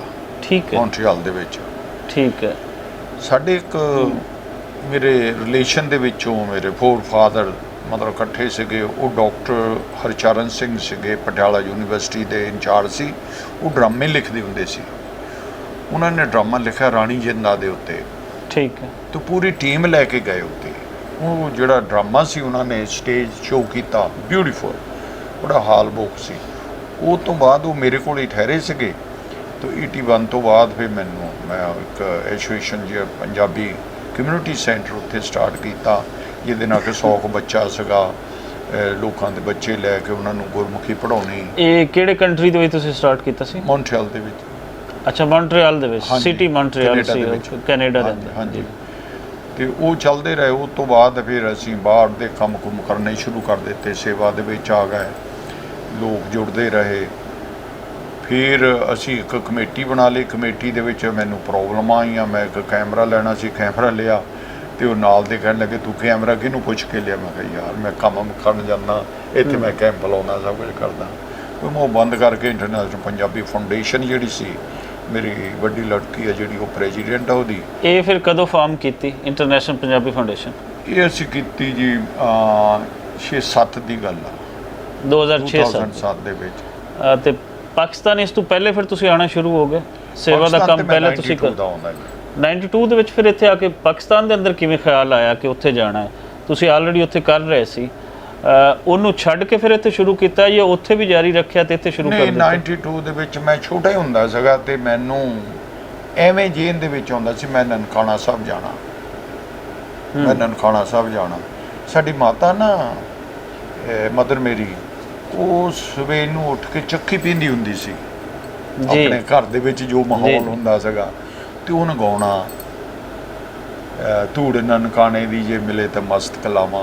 ਉਹ ਮਾਵਾਂ ਦੇ ਜਿਹੜੇ ਬੋਲ ਸੀ ਜੇਨ ਦੇ ਵਿੱਚ ਭਰੇ ਹੋਏ ਸੀ। ਭਗਤ ਸਿੰਘ ਦੀਆਂ ਘੋੜੀਆਂ ਗਾਉਣੀਆਂ ਉਹਨੂੰ ਚੱਕੀ ਪੀਂਦੀ ਨੇ। ਹਾਂ ਭਗਤ ਸਿੰਘ ਦੀਆਂ, ਅਸੀਂ ਸੁੱਤੇ ਪਏ ਹੋਣਾ, ਉਹਨੂੰ ਨਾਲੇ ਚੱਕੀ ਪੀਣੀ ਨਾਲੇ ਘੋੜੀਆਂ ਗਾਉਂਦੀਆਂ ਹੁੰਦੀਆਂ ਸੀ। ਬੰਬ ਮਾਰਿਆ ਸਾਹਮਣੇ ਖੜ ਕੇ ਭਗਤ ਸਿੰਘ ਸੂਰਮੇ। ਹੁਣ ਇੱਥੋਂ ਇਹ ਲੱਗਦਾ ਹੈ ਕਿ ਜਿਹੜੀਆਂ ਮਾਵਾਂ ਦੀਆਂ ਲੋਰੀਆਂ, ਮਾਵਾਂ ਦੀਆਂ ਜਿਹੜੀਆਂ ਬੋਲੀਆਂ, ਹਾਂਜੀ, ਉਹ ਬੱਚੇ ਦੇ ਅੰਦਰ ਕਿਵੇਂ ਉਹ ਆਉਂਦੀਆਂ ਹਨ ਔਰ ਬੱਚਾ ਕਿਵੇਂ ਸੋਚਦਾ ਹੈ ਉਹਨਾਂ ਤੇ ਅੱਜ ਦੀ ਅਗਰ ਅਸੀਂ ਪੰਜਾਬੀ ਮਾਂ ਦੇਖੀਏ ਤੇ ਕਿਆ ਉਹ ਲੋਰੀਆਂ ਉਹ ਦਿੰਦੀ ਹੈ ਜਿਹਦੇ ਨਾਲ ਬੱਚਾ ਆਪਣੇ ਇਤਿਹਾਸ ਦੇ ਨਾਲ ਜੁੜਦਾ ਹੈ, ਜਾਂ ਇਸ ਤੋਂ ਬਾਅਦ ਹੁਣ ਤਾਂ ਲੱਗਦਾ ਹੈ ਕਿ ਹੁਣ ਉਹ ਚੀਜ਼ਾਂ ਬਦਲ ਗਈਆਂ? ਮਦਰ ਦਾ ਬਹੁਤ ਵੱਡਾ ਇੱਕ ਰੋਲ ਆ। ਜੇਕਰ ਮਦਰ ਮਾਂ ਆ ਜਿਹੜੀ ਉਹ ਸਮਝੇ ਕਿ ਮੈਂ ਆਪਣੇ ਪੁੱਤਰ ਨੂੰ ਸੂਰਮਾ ਬਣਾਉਣਾ ਜਾਂ ਭਗਤ ਬਣਾਉਣਾ, ਉਹ ਬਣਾ ਸਕਦੀ ਆ। ਕਿਉਂਕਿ ਬੱਚਾ ਉਹਦੇ ਪੇਟ ਚੋਂ ਪੈਦਾ ਹੋਇਆ, ਉਹਦੀਆਂ ਜਿਹੜੀਆਂ ਰੋਮ ਨੇ ਨਾ, ਉਹ ਜਦੋਂ ਦੁਆਵਾਂ ਕਰਦੀ ਆ ਉਹ ਬੱਚੇ ਨੂੰ ਲੱਗਦੀਆਂ ਨੇ। ਬਹੁਤ ਸਾਰੀਆਂ ਮਾਵਾਂ ਹੀ ਨਹੀਂ ਅੰਡਰਸਟੈਂਡ ਕਰਦੀਆਂ ਕਿ ਮੈਂ ਕੀ ਆ। ਬਾਬਾ ਜੀ ਕਹਿੰਦੇ ਮਨ ਤੂੰ ਜੋਤ ਸਰੂਪ ਹੈ, ਆਪਣਾ ਮੂਲ ਪਛਾਣ, ਤੂੰ ਆਪਣੇ ਆਪ ਨੂੰ ਪਛਾਣ, ਤੂੰ ਕੀ ਆ। ਮਾਵਾਂ ਜਿਹੜੀਆਂ ਉਹ ਭਗਤ ਵੀ ਬਣਾਉਂਦੀਆਂ, ਉਹ ਸੂਰਮੇ ਵੀ ਬਣਾਉਂਦੀਆਂ, ਉਹ ਚੋਰ ਵੀ ਬਣਾਉਂਦੀਆਂ। ਜੇ ਹੁਣ ਬੱਚਾ ਚੁੱਕ ਕੇ ਸਾਈਕਲ ਕਿਸੇ ਦਾ ਲੈ ਆਂਦਾ ਘਰ ਦੇ ਵਿੱਚ ਤੇ ਮਾਂ ਕਹਿੰਦੀ ਹੈ ਸ਼ਾਬਾਸ਼, ਉਹਨੂੰ ਚੋਰ ਬਣਾਤਾ ਉਹਨੂੰ। ਅਗਰ ਉਹੀ ਮਾਂ ਉਹਦੇ ਥੱਪੜ ਮਾਰਦੀ ਹੈ ਜਾ ਦੇਖ ਕੇ ਜਾ, ਬੱਚਾ ਮੁੜ ਕੇ ਉਹ ਕੰਮ ਨਹੀਂ ਕਰੇਗਾ। ਸੋ ਇਹ ਮਾਵਾਂ ਦਾ ਸਗਾ। ਮਾਂ ਨੇ ਘੋੜੀਆਂ ਗਾਣੀਆਂ ਸੂਰਮਿਆਂ ਦੀਆਂ ਤੇ ਹੋਰ ਬੜੇ ਉਹ ਗਾਉਂਦੀ ਹੁੰਦੀ ਸੀ। ਉਹ ਜੇਨ ਦੇ ਵਿੱਚ ਫਸੀਆਂ ਹੋਈਆਂ ਸੀ। ਸੋ ਮੈਂ ਮੁੜ ਕੇ ਆਪਾਂ ਉੱਥੇ ਆਈਏ ਕਿ ਨਨਕਾਣਾ ਸਾਹਿਬ ਅਸੀਂ ਆ ਜਾਂਦੇ ਹਾਂ। ਮੈਂ ਵਾਈਫ ਨੂੰ ਕਿਹਾ, ਉਦੋਂ ਹਾਲਾਤ ਵੀ ਘਰ ਦੀ ਥੋੜ੍ਹੀ ਖਰਾਬ ਸੀਗੀ, ਪੈਸੇ ਪੂਸਿਆਂ ਵੱਲੋਂ, ਬੱਚੇ ਛੋਟੇ ਸੀਗੇ, ਤੇ ਅਸੀਂ ਜਹਾਜ਼ ਦੇ ਵਿੱਚ ਬੈਠ ਗਏ ਹਾਂ। ਅਸੀਂ ਇੰਗਲੈਂਡ ਤੋਂ ਚੇਂਜ ਕਰਨਾ ਸੀਗਾ ਜਹਾਜ਼ ਜੀ। ਤੇ ਇਹ ਕਹਿੰਦੀ ਪਾਕਿਸਤਾਨ ਨੂੰ ਚੱਲੇ ਆ, ਉੱਥੇ ਕੋਈ ਜਾਣਦਾ ਹੈ ਨਹੀਂ ਆਪਾਂ ਨੂੰ। ਉਦੋਂ ਖਾਲਿਸਤਾਨ ਦੇ ਜੁਝਾਰੂ ਕਾਫੀ ਗਰਮੀ ਚੱਲਦੀ ਸੀ। ਤੇ ਮੈਂ ਕਿਹਾ ਚਲੋ ਦੇਖੀ ਜੋ ਯਾਰ ਜੋ ਹੋਇਆ। ਇੰਗਲੈਂਡ ਉਤਰੇ ਆ, ਉੱਥੋਂ ਇੱਕ ਸਾਨੂੰ ਫੈਮਿਲੀ ਮਿਲ ਜਾਂਦੀ ਹੈ, ਉਹਨਾਂ ਦੇ ਨਾਲ ਮਿਕਸ ਹੋ ਗਈ। ਉਹਨਾਂ ਨਾਲ ਇੱਕ ਆਦਮੀ ਸੀ, ਮੈਂ ਉਹਨਾਂ ਮਿਕਸ ਹੋ ਗਿਆ।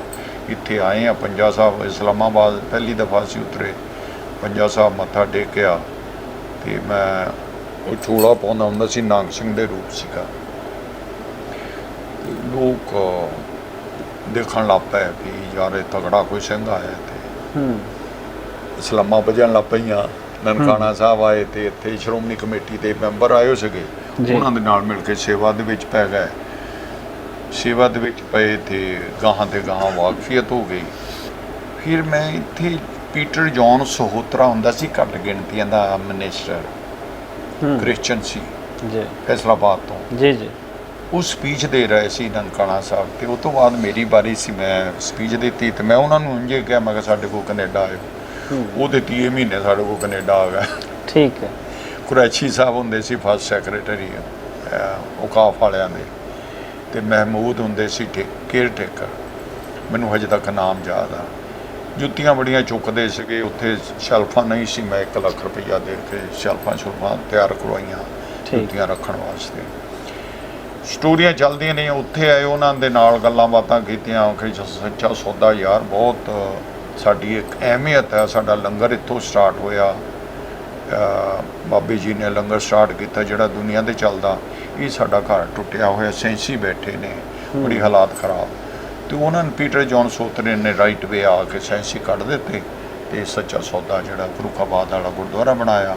ਤੇ ਫਿਰ ਨਨਕਾਣਾ ਸਾਹਿਬ ਦੀ ਬੜੀ ਹਾਲਾਤ ਖਰਾਬ ਹੁੰਦੀ ਸੀ ਗੁਰਦੁਆਰਿਆਂ ਦੀ, ਪਿੱਛੇ ਪੈ ਕੇ ਕੰਮ ਕਰਾਉਂਦੇ ਰਹੇ। ਤੇ ਉਹ ਜੁੜ ਗਏ ਨਾਲ, ਦੋਸਤ ਬਣ ਗਏ। ਤੇ ਉਹ ਜਦੋਂ ਵੀ ਟਾਈਮ ਆਉਂਦਾ ਸੀਗਾ, ਨਵੰਬਰ ਆਉਣਾ ਤੇ ਪਹਿਲਾਂ ਹੀ ਟਰੱਕ ਖੜਾ ਕਰਕੇ ਅਸੀਂ ਯਾਰ ਨਨਕਾਣਾ ਸਾਹਿਬ ਜਾਣਾ। ਸਾਰੇ ਕੰਮ ਛੱਡ ਦਿੱਤੇ ਨੇ ਕਿ ਉਹਨਾਂ ਨਨਕਾਣਾ ਸਾਰੇ ਕੰਮ ਛੱਡ ਕੇ ਗੁਰਪੁਰਬ ਤੇ ਆਉਂਦੇ ਸੀ ਤੁਸੀਂ? ਗੁਰਪੁਰਬ ਤੇ ਆਉਂਦੇ ਸੀਗੇ। ਹਾਲਾਂਕਿ ਉਹਦੀ ਕਿਸ਼ਤਾਂ ਬੜੀਆਂ ਪੈਂਦੀਆਂ ਸੀ, 2-2.5 ਹਜ਼ਾਰ ਰੁਪਈਆ ਪੈਂਦਾ ਸੀ, ਡਾਲਰ ਪੈਂਦਾ ਸੀ ਮਹੀਨੇ ਦਾ। ਸੋ ਉਹ ਛੱਡ ਕੇ ਆ ਜਾਣਾ ਤੇ ਆ ਕੇ ਜਾਂਦੇ ਨੂੰ ਬਾਬਾ ਦੇ ਦਿੰਦਾ ਸੀਗਾ। ਜਦੋਂ ਵੀ ਜਾਣਾ ਚੰਗਾ ਟ੍ਰਿਪ ਮਿਲ ਗਿਆ, 10,000 ਆ ਗਿਆ, ਚਲੋ ਜੀ। ਉਹ ਲਾਲਚ ਪੈ ਗਿਆ, ਫਿਰ ਆਉਣ ਦਾ ਲਾਲਚ ਪੈ ਗਿਆ, ਬੜੀ ਵਾਕਫੀਅਤ ਪਈ। ਫਿਰ 2003 ਦੇ ਵਿੱਚ ਮੈਂ ਦਰਸ਼ਨ ਡੇੜੀ ਜਨਮ ਸਥਾਨ ਦੇ ਬਾਹਰਲੇ ਪਾਸੇ ਖੜਾ ਸੀ। ਇੱਕ ਬਾਬਾ ਆਉਂਦਾ ਉੱਥੇ, ਮੁਸਲਮਾਨ ਬਾਬਾ, ਕਹਿੰਦਾ ਸਿੱਖੜੇ ਆਉਣ ਲੱਗ ਪਏ ਇੱਥੇ। ਹੁਣ ਪਹਿਲਾਂ ਨਸ਼ੇ ਆਉਂਦੇ ਤੇ ਸਿੱਖੜੇ ਆਉਣ ਲੱਗ ਪਏ।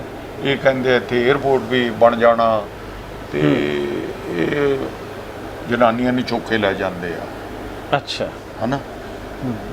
ਉਹ ਮੈਂ ਉਹਦੇ ਕੋਲ ਗਿਆ ਬਾਬੇ ਦੇ, ਮੈਂ ਕਿਹਾ ਬਾਬਾ ਤੈਨੂੰ ਮੈਂ ਕੋਲ ਜਾ ਕੇ ਨਾ ਪਹਿਲਾਂ ਤਾਂ ਅਸਲਾਮ ਵਾਲੇਕੁਮ ਬਾਬਾ, ਠੀਕ ਠਾਕ ਆ, ਠੀਕ ਠਾਕ ਆ। ਉਹ ਥੋੜ੍ਹੀ ਜਿਹੀ ਖੜਵੀਂ ਬੋਲੀ ਵਿੱਚ ਬੋਲਿਆ। ਮੈਂ ਸਮਝ ਗਿਆ ਸੀ ਵੀ 47 ਦਾ ਸੰਤਾਪ ਆ। ਤੇ ਮੈਂ ਉਹਨਾਂ ਨੂੰ ਸਮਝਾਇਆ, ਮੈਂ ਕਿਹਾ ਬਾਬਾ ਇਦਾਂ ਦੀ ਕੋਈ ਗੱਲ ਨਹੀਂ ਹੈਗੀ, ਆਪਾਂ ਸਾਰੇ ਭਰਾ ਆ, ਭਰਾ ਬੈਠ ਕੇ ਇਹ ਜਿਹੜੀ ਨਫ਼ਰਤ ਆਪਾਂ ਕਿਵੇਂ ਕੱਢ ਸਕਦੇ ਆ। ਖੈਰ ਉਹ ਵਿਚਾਰਾ ਸ਼ਰਮਿੰਦਾ ਜਿਹਾ ਹੋ ਗਿਆ, ਕਿਉਂਕਿ ਉਹਨ ਬੋਲਿਆ ਸੀਗਾ, ਮੇਰੇ ਕੰਨਾਂ 'ਚ ਬਹਿ ਗਈ ਸੀ ਗੱਲ। ਉਹ ਤੋਂ ਬਾਅਦ ਮੈਂ ਇੱਥੇ ਗੱਲ ਕਰ ਰਿਹਾ ਸੀਗਾ, ਇੱਕ ਕੁੜੀ ਸੀਗੀ ਕ੍ਰਿਸ਼ਨਾ ਦੀ, ਉਹ ਬੜੇ ਅੱਗੇ ਅੱਗੇ ਘੁੰਮਦੀ ਹੁੰਦੀ ਸੀ ਜਥਿਆਂ ਦੇ ਜੀ, ਜੈਕੋਲਿਨ ਟ੍ਰੇਸਲਰ। ਠੀਕ। ਤੇ ਉਹਦੇ ਨਾਲ ਮੈਂ ਗੱਲ ਕਰਦਾ, ਮੈਂ ਕਿਹਾ ਯਾਰ ਮੈਂ ਆਹ ਕੰਮ ਕਰਨਾ ਚਾਹੁੰਦਾ। ਉਹ ਕਹਿੰਦੀ ਮੈਂ ਤੈਨੂੰ ਟੀਮ ਦੇ ਦਾਂਗੀ ਮੈਡੀਕਲ ਦੀ। ਉਹ ਕੀ ਹੋਇਆ, ਸ਼ਾਰਟ ਸਟੋਰੀ, ਉਹਨੇ ਟੀਮ ਲਿਆਤੀ ਤੇ ਅਸੀਂ ਕੈਂਪ ਲਾਇਆ ਉੱਥੇ। ਮੈਨੂੰ ਕੋਈ ਮੈਡੀਕਲ ਦੇ ਬਾਰੇ ਪਤਾ ਨਹੀਂ ਸੀ। 842 ਪੇਸ਼ੈਂਟ ਆਏ ਆ ਸਾਡੇ ਕੋਲ ਪਹਿਲੇ। ਉਹਨਾਂ ਵਿੱਚੋਂ 32 ਦੀਆਂ ਸਰਜਰੀਆਂ ਹੋਈਆਂ ਤੇ ਲੋਕ ਬੜੇ ਖੁਸ਼ ਸੀਗੇ, ਦਵਾਈਆਂ ਦੁਈਆਂ ਲੈ ਕੇ ਚਲੇ ਜਾਂਦੇ। ਇੱਕ ਮਾਤਾ ਆਉਂਦੀ ਆ, 4 ਵਜੇ ਉਹ ਆ ਮਾਤਾ ਆਉਂਦੀ ਆ, ਉਹਦਾ ਮੰਦਰੀ ਜਿਹੀ, ਉਹਦਾ ਦੁਪੱਟਾ ਬੜਾ ਮੈਲਾ ਜਿਹਾ ਸੀਗਾ, ਖਿਲਰਿਆ, ਹੱਥ ਜੁੱਤੀ ਫੜੀ ਹੋਆ। ਤੇ ਮੇਰੇ ਕੋਲ ਆ ਕੇ ਉਹ ਕਹਿਣ ਲੱਗੀ, ਕਿਸੇ ਨੇ ਦੱਸਿਆ ਉਹਨੂੰ ਕਿ ਸਿੱਖਾਂ ਨੇ ਕੈਂਪ ਲਾਇਆ। ਮੇਰੇ ਕੋਲ ਆਏ, ਕਹਿੰਦੀ ਪੁੱਤ ਮੈਂ ਅੱਖਾਂ ਚੈੱਕ ਕਰਾਉਣੀ ਆ। ਮੈਂ ਕਿਹਾ ਮਾਤਾ ਤੂੰ ਇੰਨਾ ਚਿਰ ਲੇਟ ਕਿਉਂ ਆਈ ਆ? ਕਹਿੰਦੀ ਮੈਂ ਤੁਰ ਕੇ ਆਈ ਆ। ਮੈਂ ਕਿੱਥੋਂ ਤੁਰ ਕੇ? ਕਹਿੰਦੀ ਜੜ੍ਹਾਂ ਵਾਲੇ ਤੋਂ। ਜੜ੍ਹਾਂ ਵਾਲਾ ਕਿੱਥੇ ਪੈਂਦਾ? ਉਹ ਨਾਲ ਦਾ ਵੀ ਬੋਲਿਆ, ਕਹਿੰਦਾ 18 ਕਿਲੋਮੀਟਰ ਤੁਰ ਕੇ ਆਈ ਆ। ਹੁਣ ਉਦੋਂ ਫਿਰ ਤਾਂ ਮੈਂ ਖੁੱਲ੍ਹ ਗਿਆ। ਪਹਿਲਾਂ ਡਰ ਹੁੰਦਾ ਸੀਗਾ ਕਿ ਮਜ਼ਹਬੀ ਤੌਰ ਦੇ ਉੱਤੇ ਕਿਸੇ ਔਰਤ ਨੂੰ ਹੱਥ ਲਾ ਦਿਓ ਤੁਸੀਂ ਜਾਂ ਕੁਛ ਕਰ ਦਿਓ, ਹੈ ਨਾ। ਮੈਂ ਹੱਥ ਜੋੜੇ, ਮਾਤਾ ਤੂੰ ਆ ਮੇਰੇ ਨਾਲ। ਡਾਕਟਰ ਨੂੰ ਬੁਲਾਇਆ, ਡਾਕਟਰ ਤੋਂ ਦਵਾਈ, ਉਹ ਅੱਖਾਂ ਚੈੱਕ ਕਰਵਾਈਆਂ। ਤੂੰ ਡਾਕਟਰ ਨੇ ਚਲਨ ਤੇ ਜਾ ਕੰਮ ਕਰ ਦਿੱਤਾ, ਦੁਬਾਰਾ ਡ੍ਰੌਪ ਦਿੱਤਾ, ਤੂੰ ਉਹਨੂੰ ਮਾਈ ਨੂੰ ਤੋੜ ਦਿੱਤਾ। ਪੈਸੇ ਕੱਢੇ ਜੇਬ 'ਚੋਂ 500 ਰੁਪਈਆ। ਮੈਂ ਕਿਹਾ ਮਾਂ ਹੁਣ ਤੂੰ ਤੁਰ ਕੇ ਨਹੀਂ ਜਾਣਾ, ਬੱਸ ਭਾੜਾ ਆ ਤੇਰਾ, ਤੁਰ ਕੇ ਜਾਣਾ। ਨਾਲੇ ਪਾਣੀ ਦੀ ਬੋਤਲ ਇਸ ਤਰ੍ਹਾਂ ਫੜੀ ਹੋਆ। ਨਾਲੇ ਕਹਿੰਦੀ ਇਹ ਕੀ ਆ? ਮੈਂ ਕਿਹਾ ਪਾਣੀ ਆ ਇਹ 'ਚ। ਇੱਦਾਂ ਵੀ ਪਾਣੀ ਹੁੰਦਾ? ਹਾਂ, ਨਹੀਂ ਪਤਾ ਇੱਥੋਂ ਦੇ ਲੋਕਾਂ ਨੂੰ। ਮੇਰੀ ਅੱਖਾਂ ਸੋਚ ਉਹ ਮਾਂ ਅੱਜ ਮੈਨੂੰ ਮਿਲੇ ਕਿ ਮੈਂ ਉਹਦੇ ਪੈਰ 'ਚ ਉਹਨੇ ਤੁਹਾਡੀ ਜ਼ਿੰਦਗੀ ਬਦਲ ਦਿੱਤੀ, ਸੋਚਣ ਦੇ ਜ਼ਰੀਏ ਬਦਲੀ ਕਰ ਦਿੱਤੀ। ਮੈਨੂੰ ਨਹੀਂ ਪਤਾ ਉਹ ਕੌਣ ਸੀ। ਫਿਰ ਉਹ ਚਲੀ ਜਾਂਦੀ ਆ ਤੇ ਦੂਸਰੇ ਸਾਲ ਜਾ ਕੇ ਮੈਂ ਉੱਥੇ ਜਾ ਕੇ ਇੱਕ ਵਾਰੀ ਬੜਾ ਹੀ ਰੋਇਆ ਵੀ ਮੇਰਾ ਯਾਰ ਰਿਲੇਸ਼ਨ ਕੀ ਆ ਉਸ ਮਾਂ ਨੂੰ ਯਾਦ ਕਰਕੇ। ਹਾਂ, ਮੇਰਾ ਰਿਲੇਸ਼ਨ ਇਹਨਾਂ ਦੇ ਨਾਲ ਕੀ ਆ। ਉਹ ਦੂਏ ਤੀਏ ਕੈਂਪ ਦੇ ਵਿੱਚ ਆ ਕੇ 2 ਮਾਵਾਂ ਪਈਆਂ ਨੇ। ਡਾਕਟਰ ਤਾਹਰ ਮੈਨੂੰ ਕਹਿਣ ਲੱਗਾ ਸਵੇਰ ਨੂੰ ਵੀ ਚਲੋ ਆਪਾਂ ਪੱਟੀਆਂ ਖੋਲਣੀਆਂ, ਮੇਰੇ ਨਾਲ ਚੱਲੋ। ਮੈਂ ਕਿਹਾ ਯਾਰ ਮੈਨੂੰ ਤੇ ਕੁਝ ਪਤਾ ਨਹੀਂ ਮੈਡੀਕਲ ਦੇ ਬਾਰੇ, ਤੁਸੀਂ ਕਰੋ। ਨਹੀਂ ਜੀ ਸਰਦਾਰ ਜੀ ਤੁਸੀਂ ਮੇਰੇ ਨਾਲ ਚੱਲੋ। ਉਹ ਮੈਂ ਕਰਦਾ ਮੈਨੂੰ ਪਤਾ ਨਹੀਂ 10-15 ਪੇਸ਼ੈਂਟ ਉਹਨੇ ਚੈੱਕ ਕੀਤੇ। ਉਹ ਮੈਂ ਵਾਪਸ ਆ ਗਿਆ। 2 ਬੁੱਢੀਆਂ ਮਾਵਾਂ ਉੱਥੇ ਪਈਆਂ ਸੀਗੀਆਂ, ਵਾਈਫ ਮੇਰੀ ਨਾਲ ਸੀਗੀ। ਉਹ ਰੋਣ ਲੱਗ ਪਈਆਂ ਬਾਅਦ ਵਿੱਚ। ਹੁਣ ਡਾਕਟਰ ਨੇ ਉਹਨਾਂ ਨੂੰ ਚੈੱਕ ਕੀਤਾ, ਪੱਟੀ ਵੀ ਕਰ ਦਿੱਤੀ। ਉਹ ਰੋਣ ਲੱਗ ਪਈਆਂ। ਇਹ ਜਾ ਕੇ ਕਹਿੰਦੀ ਤੁਹਾਨੂੰ ਕੀ ਹੋਇਆ, ਦੁੱਖ ਲੱਗਦਾ ਅੱਖ? ਕਹਿੰਦੀ ਨਹੀਂ ਸਾਨੂੰ ਵੱਡੇ ਡਾਕਟਰ ਨੇ ਚੈੱਕ ਨਹੀਂ ਕੀਤਾ। ਮੈਨੂੰ ਵੱਡਾ ਡਾਕਟਰ ਸਮਝਦਾ। ਅੱਛਾ। ਮੈਂ ਕਿਹਾ ਯਾਰ ਮੈਂ ਤੇ ਡਾਕਟਰ ਹੀ ਨਹੀਂ ਹੈ। ਮੈਨੂੰ ਕਹਿਣ ਲੱਗੀ ਜਾ ਕੇ ਉੱਦੇ ਹੱਥ ਲਾ ਦੇ। ਹਾਂ ਉਹਨਾਂ ਨੂੰ ਮੈਨੂੰ ਵਿਸ਼ਵਾਸ ਹੈ। ਮੈਂਟਲੀ ਰਿਲੈਕਸ ਫੀਲ ਮੈਂ ਕਰਨ। ਗਿਆ, ਮੈਂ ਮਾਂ ਦਾ ਸਿਰ ਚੁੱਕਿਆ, ਪੱਟਾਂ ਤੇ ਰੱਖਿਆ। ਮਾਂ ਤੈਨੂੰ ਕੀ ਹੋਇਆ? ਕੁਛ ਨਹੀਂ ਪੁੱਤ, ਕੁਛ ਨਹੀਂ ਪੁੱਤ, ਤੂੰ ਵੱਡਾ ਡਾਕਟਰ ਆ? ਮੈਂ ਕਿਹਾ ਮੈਂ ਵੱਡਾ ਡਾਕਟਰ ਆ। ਪੱਟੀ ਖੋਲੀ ਮੈਂ ਕਿਹਾ ਦੇਖ ਮੇਰੀ ਪੱਗ ਦਾ ਰੰਗ ਕਿਹੜਾ? ਉਹ ਕਹਿੰਦੀ ਕਾਲਾ। ਮੈਂ ਕਿਹਾ ਮੌਜਾਂ ਕਰ ਤੂੰ, ਅੱਖ ਠੀਕ ਹੋ ਗਈ ਤੇਰੀ। ਤੇ ਉਹ ਘਰ ਨੂੰ ਚਲੇ ਜਾਂਦੇ ਆ। ਉਸ ਤੋਂ ਬਾਅਦ 4 ਦੇ ਵਿੱਚ ਅਸੀਂ ਇੱਕ ਰੈਲੀ ਕੀਤੀ ਨਨਕਾਣਾ ਸਾਹਿਬ ਤੋਂ ਤੁਰ ਕੇ ਜਾਣ ਵਾਸਤੇ ਇੰਡੀਆ ਨੂੰ। ਠੀਕ। ਆਰਗੇਨਾਈਜ਼ ਕੀਤਾ ਕਾਫੀ ਵੱਡਾ ਪ੍ਰੋਗਰਾਮ 2004 ਦੇ ਅੰਦਰ। ਹਾਂਜੀ 4 ਦੇ ਵਿੱਚ ਕੀਤਾ, ਪਰ ਉਹ ਐਂਡ ਹੋਇਆ ਜਾ ਕੇ 5 ਦੇ ਵਿੱਚ। ਠੀਕ। ਸ਼ੁਰੂ 4 ਦੇ ਵਿੱਚ ਕੀਤਾ ਸੀਗਾ ਅਸੀਂ ਆਰਗੇਨਾਈਜ਼ ਕਰਨਾ। ਉਹ ਜਦੋਂ 5 ਦੇ ਮਾਰਚ ਆ ਗਈ ਸਾਨੂੰ, ਇੱਥੋਂ ਵਾਅਦਾ ਕੀਤਾ ਗੌਰਮੈਂਟ ਨੇ ਮੇਰੇ ਨਾਲ। ਪਹਿਲਾਂ ਅਸੀਂ ਵੀ ਟਾਰਚ ਲੈ ਕੇ ਦੌੜਨਾ, ਓਲੰਪਿਕ ਵਾਲੀ ਟਾਰਚ ਮਾਰਚ ਤੁਸੀਂ ਕਰਨਾ ਸੀ? ਹਾਂਜੀ ਸੇਮ ਨਨਕਾਣਾ ਸਾਹਿਬ ਤੋਂ। ਜੀ ਜੀ ਠੀਕ ਹੈ। ਨਨਕਾਣਾ ਸਾਹਿਬ ਤੋਂ ਉਹ ਪੀਸ ਦੇ ਉੱਤੇ ਸੀ, 2 ਘੰਟੇ ਦਾ ਪੀਸ ਹੋਣਾ ਚਾਹੀਦਾ। ਅੱਛਾ। ਉਹ ਲਾਈਟ ਲੈ ਕੇ ਅਸੀਂ ਦੌੜਨਾ ਸੀਗਾ। ਸਾਰਾ ਸੈਟਲ ਹੋਇਆ, ਉਹ ਆਦਮੀ ਉੱਥੇ ਖੜੇਗਾ, ਉਹ ਆਦਮੀ ਉੱਥੇ ਖੜੇਗਾ। ਬਾਅਦ ਵਿੱਚ ਕਿਸੇ ਨੇ ਸਾਨੂੰ ਕਹਿ ਦਿੱਤਾ ਯਾਰ ਇਹ ਕੰਮ ਨਾ ਕਰੋ, ਤੇ ਲੋਕਾਂ ਨੇ ਇੱਕ ਰੀਸ ਪਾ ਲੈਣੀ ਆ। ਸਾਡਾ ਉਹ ਡ੍ਰੌਪ ਹੋ ਗਿਆ ਕੰਮ। ਫਿਰ ਅਸੀਂ ਤੁਰਨਾ, ਅਸੀਂ ਤੁਰ ਕੇ ਜਾਵਾਂਗੇ। ਇਹ ਕੁਛ ਗੌਰਮੈਂਟਾਂ ਦੇ ਹੋ ਗਿਆ, ਪਾਕਿਸਤਾਨ ਗੌਰਮੈਂਟ ਨੇ ਸਾਨੂੰ ਤੁਰਨ ਨਹੀਂ ਦਿੱਤਾ ਨਨਕਾਣਾ ਸਾਹਿਬ ਤੋਂ। ਅਸੀਂ ਲਾਹੌਰ ਆ ਜਾਂਦੇ ਹਾਂ, ਲਾਹੌਰ ਤੋਂ ਵੀ ਐਵੇਂ ਡੇਰਾ ਸਾਹਿਬ ਗੁਰਦੁਆਰੇ ਤੋਂ ਥੋੜ੍ਹਾ ਤੁਰਨ ਦਿੱਤਾ, ਫਿਰ ਬਾਰਡਰ 'ਤੇ ਚਲੇ ਗਏ। ਬਾਰਡਰ 'ਤੇ ਜਾ ਕੇ ਦੂਸਰੇ ਸਾਈਡ 'ਤੇ ਜਿਹੜਾ ਸੀਗਾ 1 ਲੱਖ ਆਦਮੀ ਇਕੱਠਾ ਹੋਇਆ ਸੀ ਬਾਰਡਰ 'ਤੇ ਤੁਹਾਨੂੰ ਲੈਣ ਲਈ ਜਿਹੜੇ ਆਏ ਸਨ ਅਟਾਰੀ ਬਾਰਡਰ ਦੇ। ਹਾਂਜੀ ਮੇਰੇ ਪਾਸ ਵੀਡੀਓ ਆ। ਠੀਕ ਹੈ। ਉਧਰ ਪੂਰੇ ਪੰਜਾਬ 'ਚ ਬੋਰਡ, ਪੂਰੇ ਪੰਜਾਬ 'ਚ ਵੱਡੇ ਵੱਡੇ ਲੱਗੇ ਹੋਏ ਸੀ ਕਿ ਨਨਕਾਣਾ ਸਾਹਿਬ ਤੋਂ ਇੱਕ ਯਾਤਰਾ ਪੀਸ ਮਾਰਚ ਆ ਰਹੀ ਹੈ। ਬਸ ਬਾਰਡਰ ਪਾਰ ਕਰਦੇ ਹਾਂ ਅਸੀਂ। ਬਾਰਡਰ ਪਾਰ ਕਰਕੇ ਸਾਨੂੰ 18 ਘੰਟੇ ਬਾਰਡਰ ਤੋਂ ਲੈ ਕੇ ਗੋਲਡਨ ਟੈਂਪਲ ਤੱਕ ਲੱਗਦੇ। ਠੀਕ। 18 ਘੰਟੇ 18 ਘੰਟੇ ਲਾਈਨ ਹੀ ਨਹੀਂ ਟੁੱਟਦੀ ਲੋਕਾਂ ਦੀ, ਇੰਨੇ ਲੋਕ ਇਕੱਠੇ ਹੋਏ ਨੇ। ਲੰਗਰ ਲੱਗੇ ਹੋਏ ਨੇ, ਹਾਥੀ ਘੋੜੇ ਮੋਰੇ ਉਹ ਗੱਤਕੇ ਵਾਲੇ ਖੇਲ ਰਹੇ ਨੇ। ਇੱਕ ਡਿਫਰੈਂਟ ਮਾਹੌਲ ਸੀ। ਉਹ ਅਸੀਂ 5 ਦਿਨਾਂ ਵਿੱਚ ਪੂਰਾ ਕੀਤਾ। ਅਨੰਦਪੁਰ ਸਾਹਿਬ ਸਾਡੇ ਪੈਂਦਾ, ਜਿੱਥੋਂ ਅਸੀਂ ਇਹ ਕ੍ਰੀਏਸ਼ਨ ਹੋਈ ਸਾਡੀ ਖਾਲਸੇ ਦੀ ਜੀ 1699 ਦੇ ਵਿੱਚ। 1699 ਦੇ ਵਿੱਚ। ਉਹਦਾ ਮੇਰਾ ਮਤਲਬ ਇਹ ਸੀਗਾ ਕਿ ਧਰਮ ਸਾਡਾ ਸਟਾਰਟ ਹੁੰਦਾ ਨਨਕਾਣਾ ਸਾਹਿਬ ਤੋਂ, ਕੌਮ ਸਾਡੀ ਬਣਦੀ ਆ ਉੱਥੇ ਇੱਥੇ। ਹਾਂ ਖਾਲਸਾ ਪੰਥ ਦੀ ਜਿਹੜੀ ਉਹ ਸੀਗਾ ਸਿੱਖ ਕੌਮ ਤੋਂ, ਸਿੱਖ ਧਰਮ ਤੋਂ ਸਿੱਖ ਕੌਮ ਤੱਕ ਪੀਸ ਮਾਰਚ। ਠੀਕ ਹੈ। ਇੰਡੀਆ ਗੌਰਮੈਂਟ ਸਾਨੂੰ ਕੌਮ ਨਹੀਂ ਮੰਨਦੀ ਸੀ, ਸੋ ਅਸੀਂ ਰਿਟਨ ਦੇ ਵਿੱਚ ਸਾਰੇ ਪਾਸੇ ਲਾਤਾ ਵੀ ਆਰ ਕੌਮ, ਸੈਪਰੇਟ ਨੇਸ਼ਨ ਆ। ਜੀ ਜੀ ਹੈ ਨਾ। ਹਾਂ ਅਸੀਂ ਨੇਸ਼ਨ ਆ ਸਿੱਖ। ਤੇ ਉਹ ਅਸੀਂ ਪੂਰਾ ਕੀਤਾ। ਉਹ ਤੋਂ ਬਾਅਦ ਉਹਨਾਂ ਨੇ ਮੈਨੂੰ 7 ਸਾਲ ਲਈ ਬੈਨ ਕਰ ਦਿੱਤਾ ਇੰਡੀਆ ਜਾਣਾ। ਅੱਛਾ। ਬਲੌਕ। ਠੀਕ ਹੈ। ਉਹ ਵੀ ਇੱਥੇ ਤੱਕ ਵੀ ਲਿਖ ਕੇ ਦੇ ਦਿੱਤਾ ਕਿ ਇਹ ਆਦਮੀ ਨੂੰ ਕਦੇ ਇੰਡੀਆ ਦੇ ਵਿੱਚ ਵੜਨ ਨਾ ਦਿਓ। ਸੋ ਸਾਡਾ ਉਹ ਬੜਾ ਸਕਸੈਸਫੁਲ ਹੋਇਆ ਜੀ ਪ੍ਰੋਗਰਾਮ। ਉਸ ਤੋਂ ਬਾਅਦ ਮੈਂ ਚਲੇ ਗਿਆ, ਤੇ 7-8 ਸਾਲਾਂ ਬਾਅਦ ਫਿਰ ਮੇਰਾ ਫਾਦਰ ਦੀ ਡੈਥ ਹੋ ਜਾਂਦੀ ਹੈ। ਮੈਂ ਉਹਦੇ ਜਿਹੜੇ ਆਸ਼ਿਸ਼ ਸੀਗੇ ਉਹ ਲੈ ਕੇ ਇੱਥੇ ਆਉਣਾ ਸੀਗਾ। ਰਿਕੁਐਸਟ ਕੀਤੀ, ਉਹਨਾਂ ਨੇ ਮੈਨੂੰ ਵੀਜ਼ਾ ਫਿਰ ਖੋਲ ਦਿੱਤਾ ਤੇ ਮੈਂ ਆਉਣਾ ਜਾਣਾ ਸ਼ੁਰੂ ਕਰ ਦਿੱਤਾ। ਫਿਰ ਮੈਂ ਕੁਆਇਟ ਰਿਹਾ। ਮੈਂ ਉਸੇ ਦੌਰਾਨ ਦੇ ਵਿੱਚ ਅਸੀਂ ਕੈਂਪਾਂ ਦਾ ਕੰਮ ਸ਼ੁਰੂ ਕਰ ਦਿੱਤਾ ਇੱਥੇ ਲਾਉਣਾ। ਠੀਕ।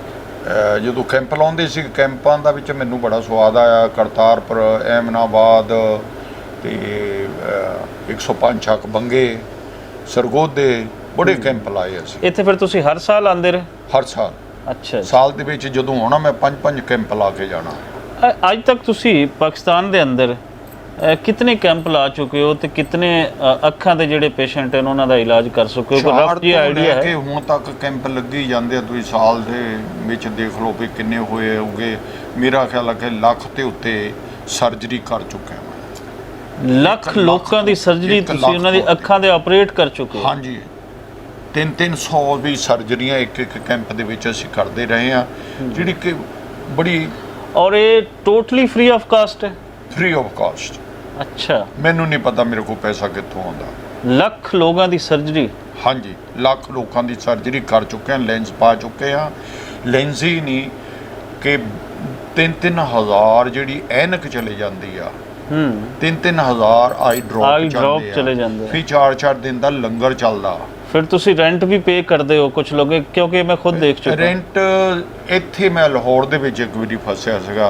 ਹਾਂ, ਸ਼ਾਹੀ ਕਿਲੇ ਦੇ ਸਾਹਮਣੇ ਲਾਇਆ ਸੀਗਾ, ਲੋਕ ਆ ਗਏ ਸੀ ਬਹੁਤ, ਉਹ ਤੰਬੂ ਲਾਉਣੇ ਪਏ। ਉਹ ਜਿਹੜੇ ਤੰਬੂ ਲਾਏ ਸੀਗੇ ਉਹਨਾਂ ਨੇ ਮੈਨੂੰ ਲੁੱਟਿਆ, 60,000 ਰੁਪਈਆ 3 ਦਿਨਾਂ ਦਾ ਚਾਰਜ ਕਰਦੇ ਸੀਗੇ। ਉਹ ਮੈਂ ਪੇ ਕੀਤਾ, ਟਰਾਂਸਪੋਰਟ ਦਾ ਆ ਜਾਂਦਾ, ਬਹੁਤ ਖਰਚਾ ਬਹੁਤ ਆਉਂਦਾ ਉਹਦੇ ਵਿੱਚ।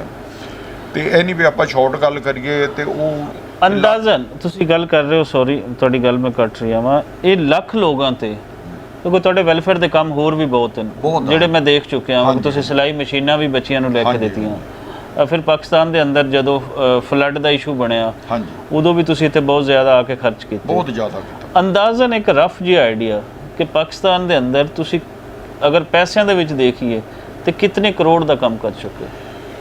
ਮੈਂ ਅੰਦਾਜ਼ਾ ਤੇ ਨਹੀਂ ਲਾਇਆ, ਕਿਉਂਕਿ ਮੈਨੂੰ ਇੱਕ ਸ਼ੌਂਕ ਸੀ, ਮੈਨੂੰ ਇੱਕ ਚਾਅ ਚੜ੍ਹਦਾ ਇੱਥੇ ਆ ਕੇ ਕੰਮ ਕਰਨੇ ਦਾ। ਮੈਂ ਕੰਮ ਬਹੁਤ ਦੁਨੀਆ ਤੇ ਕੀਤੇ ਆ, ਇੰਡੀਆ ਵੀ ਕੀਤਾ, ਅਫਰੀਕਾ 'ਚ ਕੀਤਾ, ਬੰਗਲਾਦੇਸ਼ ਕੀਤਾ, ਇੰਡੀਆ ਦੇ ਵਿੱਚ ਕਰਨਾਟਕਾ, ਯੂਪੀ ਦੇ ਵਿੱਚ ਕੀਤਾ। ਜਿੰਨਾ ਕੁ ਸਵਾਦ ਮੈਨੂੰ ਇੱਥੇ ਆਉਂਦਾ, ਮੈਨੂੰ ਸਮਝ ਨਹੀਂ ਲੱਗਦੀ ਕਿ ਇਹ ਬਹੁਤ ਡਿਮਾਂਡ ਆ। ਡਿਮਾਂਡ ਇੱਦਾਂ ਆ ਵੀ ਜਦੋਂ ਪਰਚੀਆਂ ਦੇਣੀਆਂ ਹੁੰਦੀਆਂ ਜਨਾਨੀਆਂ, ਮੈਨੂੰ ਪਰਚੀ ਦੇ, ਉਹ ਹੋਰ ਜਗ੍ਹਾ ਤੇ ਨਹੀਂ ਹੁੰਦਾ। ਜਦ ਚੂੜੀਆਂ ਚਾੜੀਆਂ ਜਦ ਤੱਕ ਟੁੱਟਦੀਆਂ ਨਹੀਂ ਨਾ ਇਹਨਾਂ ਦੀਆਂ, ਮੈਨੂੰ ਸਵਾਦ ਨਹੀਂ ਆਉਂਦਾ। ਉਹ ਧੱਕੇ ਵੱਜਦੇ ਆ, ਉਧਰ ਧੱਕੇ ਨਹੀਂ ਵੱਜਦੇ। ਇੰਡੀਆ ਤੇ ਪੰਜਾਬ ਦੇ ਵਿੱਚ ਕੁਛ ਇਹ ਵੀ ਪਤਾ ਚੱਲਦਾ ਨਾ ਕਿ ਨੀਡ ਕਿਤਨੀ ਹੈ, ਲੋੜ ਕਿੰਨੀ ਹੈ ਲੋਕਾਂ ਨੂੰ ਇੱਥੇ। ਜਿੱਥੇ ਨੀਡੀ ਆ ਲੋਕ, ਉਹਨਾਂ ਨੂੰ ਸਰਵਿਸ ਦੇਣੀ ਵਿਦਆਊਟ ਡਿਸਕ੍ਰਿਮੀਨੇਸ਼ਨ ਦੇ ਉੱਤੇ। ਉਹ ਮੇਰੀਆਂ ਮਾਵਾਂ ਨੇ, ਜਾਂ ਮੁਸਲਮਾਨ ਦੀ ਮਾਂ, ਸਿੱਖ ਦੀ ਮਾਂ, ਜਾਂ ਹਿੰਦੂ ਦੀ ਮਾਂ ਆ, ਕ੍ਰਿਸਚਨਾਂ ਦੀ ਮਾਂ ਆ, ਮੇਰੇ ਵਾਸਤੇ ਉਹ ਮਾਂ। ਮੈਂ ਮਾਵਾਂ ਨੂੰ ਹੱਥਾਂ 'ਚ ਚੁੱਕ ਕੇ ਲੈ ਕੇ ਜਾਂਦਾ ਜਿਹੜੀਆਂ ਤੁਰ ਨਹੀਂ ਸਕਦੀਆਂ। ਬਾਬਿਆਂ ਨੂੰ ਚੁੱਕ ਲੈਂਦਾ ਮੈਂ ਹੱਥਾਂ ਦੇ, ਹਾਲਾਂਕਿ ਮੇਰੀਆਂ 3 ਡਿਸਕਾਂ ਹਿੱਲੀਆਂ ਹੋਈਆਂ। ਮੈਂ ਜੱਫੀ ਪਾ ਲੈਂਦਾ, ਉਦੋਂ ਮੈਨੂੰ ਕੁਛ ਨਹੀਂ ਹੁੰਦਾ। ਵਾਈਫ ਨੂੰ ਕੁਛ ਨਹੀਂ ਹੁੰਦਾ, ਇਹਦੀ ਸ਼ੂਗਰ ਬੜੀ ਹਾਈ ਰਹਿੰਦੀ ਆ, ਇਹ ਆਪਣਾ ਸ਼ੂਗਰ ਚੈੱਕ ਕਰਦੀ ਆ, ਬਲੱਡ ਟੈਸਟ ਕਰਦੀ ਆ, ਹਮੇਸ਼ਾ ਮੇਰੇ ਤੋਂ 4 ਕਦਮ ਅੱਗੇ ਹੁੰਦੀ ਆ। ਤੇ ਫਾਈਨੈਂਸ ਆ ਜਿਹੜੀ ਉਹ ਇਹਦੇ ਬੈਗ ਦੇ ਵਿੱਚ ਹੁੰਦੀ ਆ।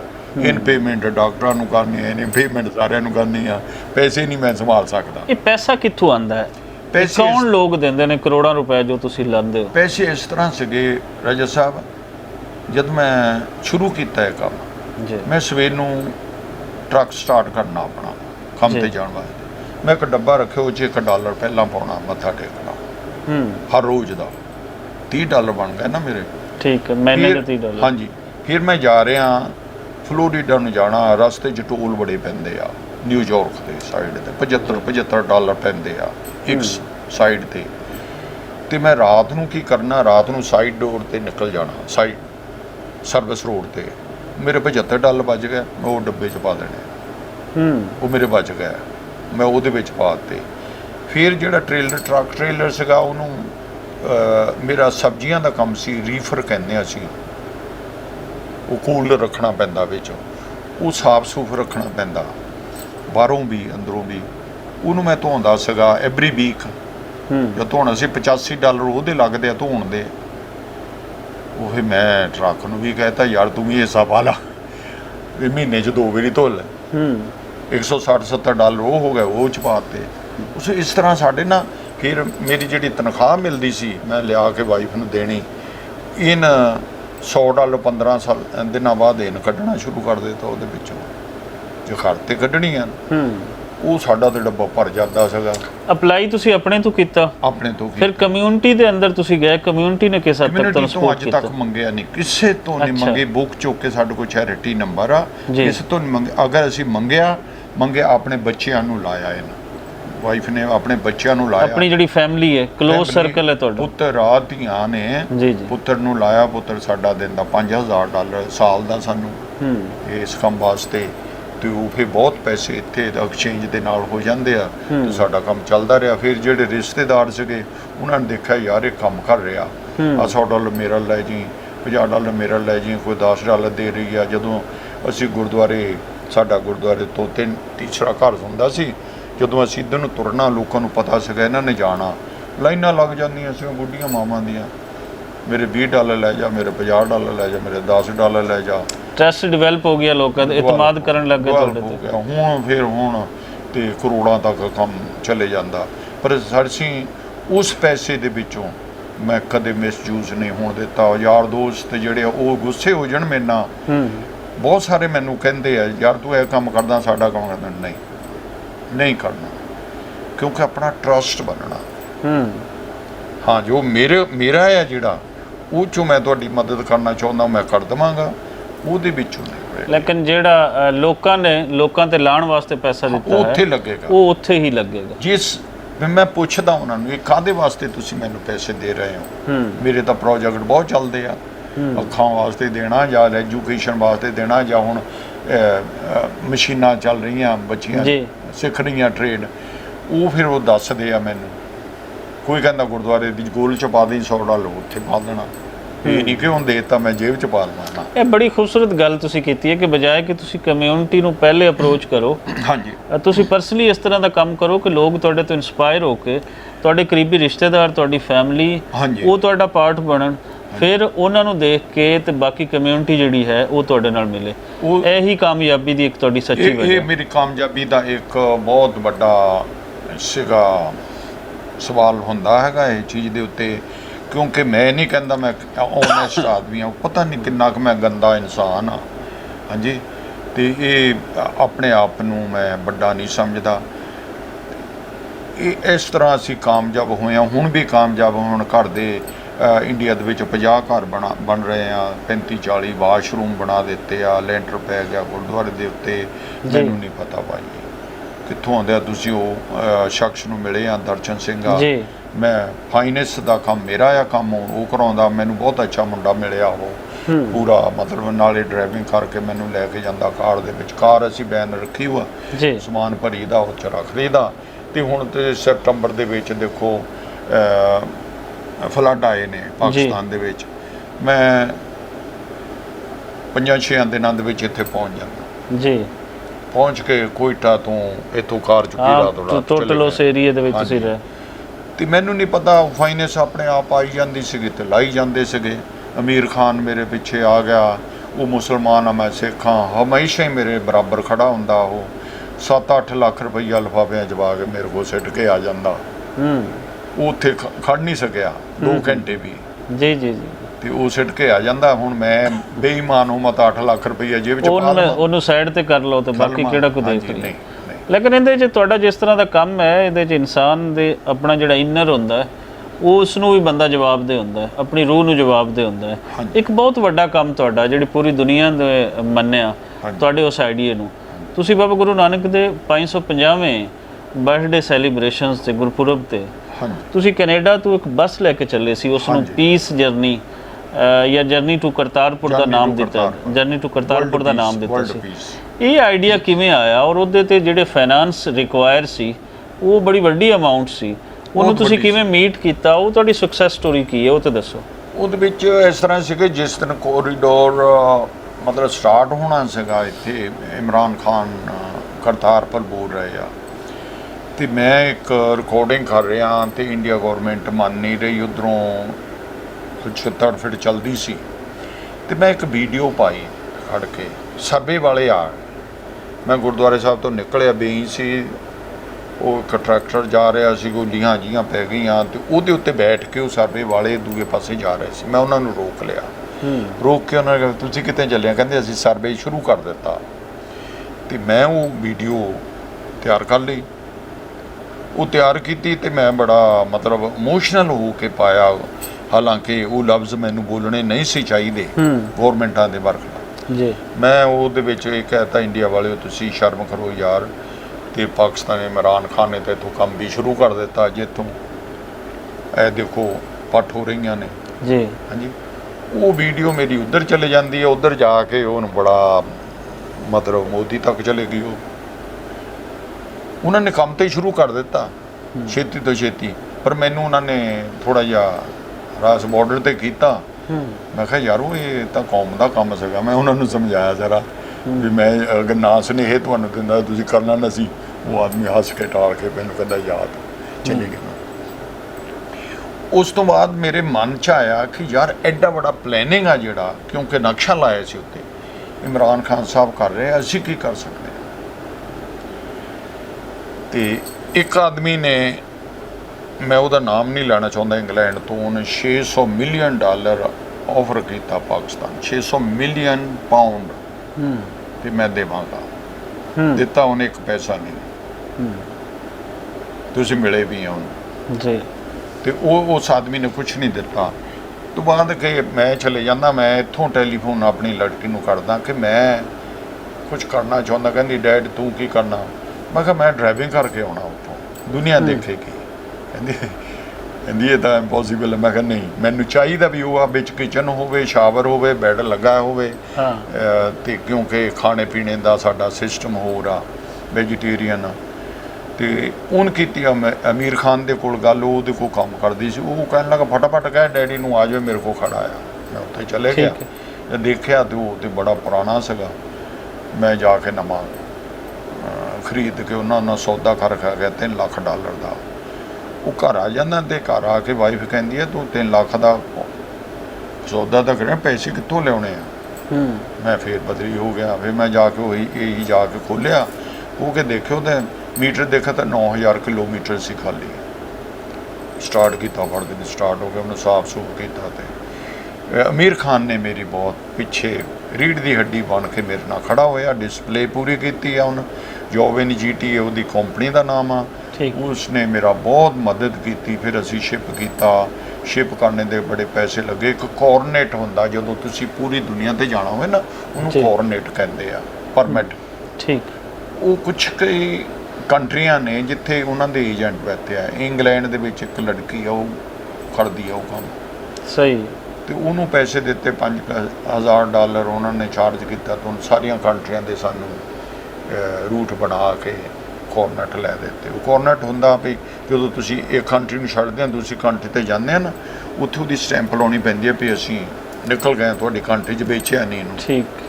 ਸੋ ਇਸ ਤਰ੍ਹਾਂ ਕਰਕੇ ਅਸੀਂ ਆ ਗਏ। ਬੜੀਆਂ ਪ੍ਰੋਬਲਮਸ ਸੀਗੀਆਂ, ਬਹੁਤ ਸਾਰੀਆਂ ਪ੍ਰੋਬਲਮ।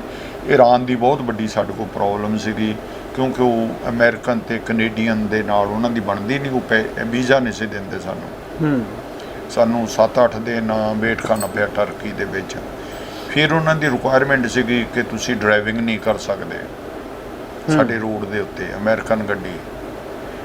ਤੇ ਅਸੀਂ ਤਾਂ ਫਿਰ ਪੁੱਛੇ ਨਹੀਂ, ਬਾਬੇ ਦਾ ਨਾਂ ਸੀਗਾ ਉਹ ਇਮੀਗ੍ਰੇਸ਼ਨ ਆਫਿਸਰ ਵੀ ਜਿਹੜਾ ਖੜਦਾ ਸੀਗਾ, ਦੇਖਦਾ ਸੀਗਾ, ਉਹ ਮੱਥਾ ਟੇਕੀ ਜਾਂਦਾ ਸੀਗਾ। ਮੈਂ ਕਿਹਾ ਯਾਰ ਇਹਨਾਂ ਨੂੰ ਕੀ ਪਤਾ ਬਾਬੇ ਨਾਨਕ ਦਾ। ਬਿਲੀਵ ਕਰਿਓ, ਪੁਲਿਸ ਵਾਲੇ ਸਾਨੂੰ ਰੋਕ ਕੇ ਕੋਈ ਬਿਸਕੁਟ ਲੈ ਕੇ ਆ ਰਿਹਾ, ਕੋਈ ਜੱਫੀਆਂ ਪਾ ਰਿਹਾ।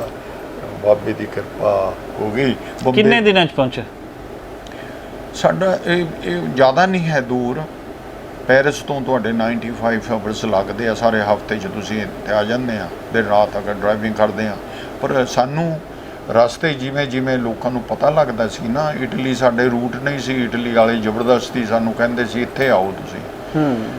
ਉਹ ਫਿਰ ਜਦੋਂ ਅਸੀਂ ਯੂਰਪ ਦੇ ਵਿੱਚ ਵੜਦੇ ਆ, ਯੂਰਪ ਦੇ ਵਿੱਚ ਸਾਡੀ ਫਾਈਨੈਂਸ ਸ਼ੁਰੂ ਹੋ ਜਾਂਦੀ ਆ।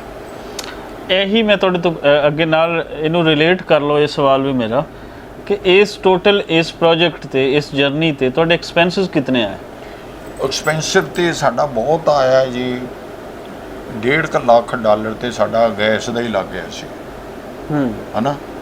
ਤੇ ਫਿਰ ਸ਼ਿਪ ਕੀਤਾ ਕੈਨੇਡਾ ਤੋਂ ਇੰਗਲੈਂਡ। ਗੈਸ ਮੀਨ?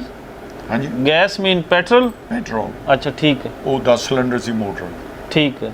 ਤੇ ਫਿਰ ਹੋਟਲਾਂ 'ਚ ਰਹਿਣ ਦਾ ਖਰਚਾ, ਫਿਰ ਸ਼ਿਪਿੰਗ ਦਾ ਖਰਚਾ, ਉਹ ਬੜਾ ਵੱਡਾ ਸੀਗਾ, $14-15 ਹਜ਼ਾਰ ਅਮਰੀਕਨ। ਫਿਰ ਉਹਦੀ ਸਿਕਿਉਰਿਟੀ ਜਮ੍ਹਾਂ ਕਰਾਓ ਤੁਸੀਂ। ਸੋ ਥੈਂਕਸ ਟੂ ਅਮੀਰ ਖਾਨ ਜਿੰਨਾ ਮਤਲਬ ਇਹ ਸਾਰਾ ਕੰਮ ਕੀਤਾ। ਫਿਰ ਸਾਨੂੰ ਕੈਨੇਡਾ ਦੇ ਵਿੱਚੋਂ ਸਾਡੇ ਤੇ ਕਿਸੇ ਨੇ ਬਿਲੀਵ ਨਹੀਂ ਕੀਤਾ ਕਿ ਕੰਮ ਹੋ ਜਾਏਗਾ। ਹਾਂਜੀ। ਤੇ ਹਾਲਾਂਕਿ ਟੋਰਾਂਟੋ ਤੋਂ ਹੈਲੀਫੈਕਸ ਪੈਂਦਾ 2000 ਮੀਲ, ਮੈਂ ਉੱਥੇ ਜਾ ਕੇ ਡਰਾਈਵਿੰਗ ਕਰਕੇ ਉੱਥੋਂ ਸ਼ਿਪ ਕੀਤਾ ਜਾ ਕੇ।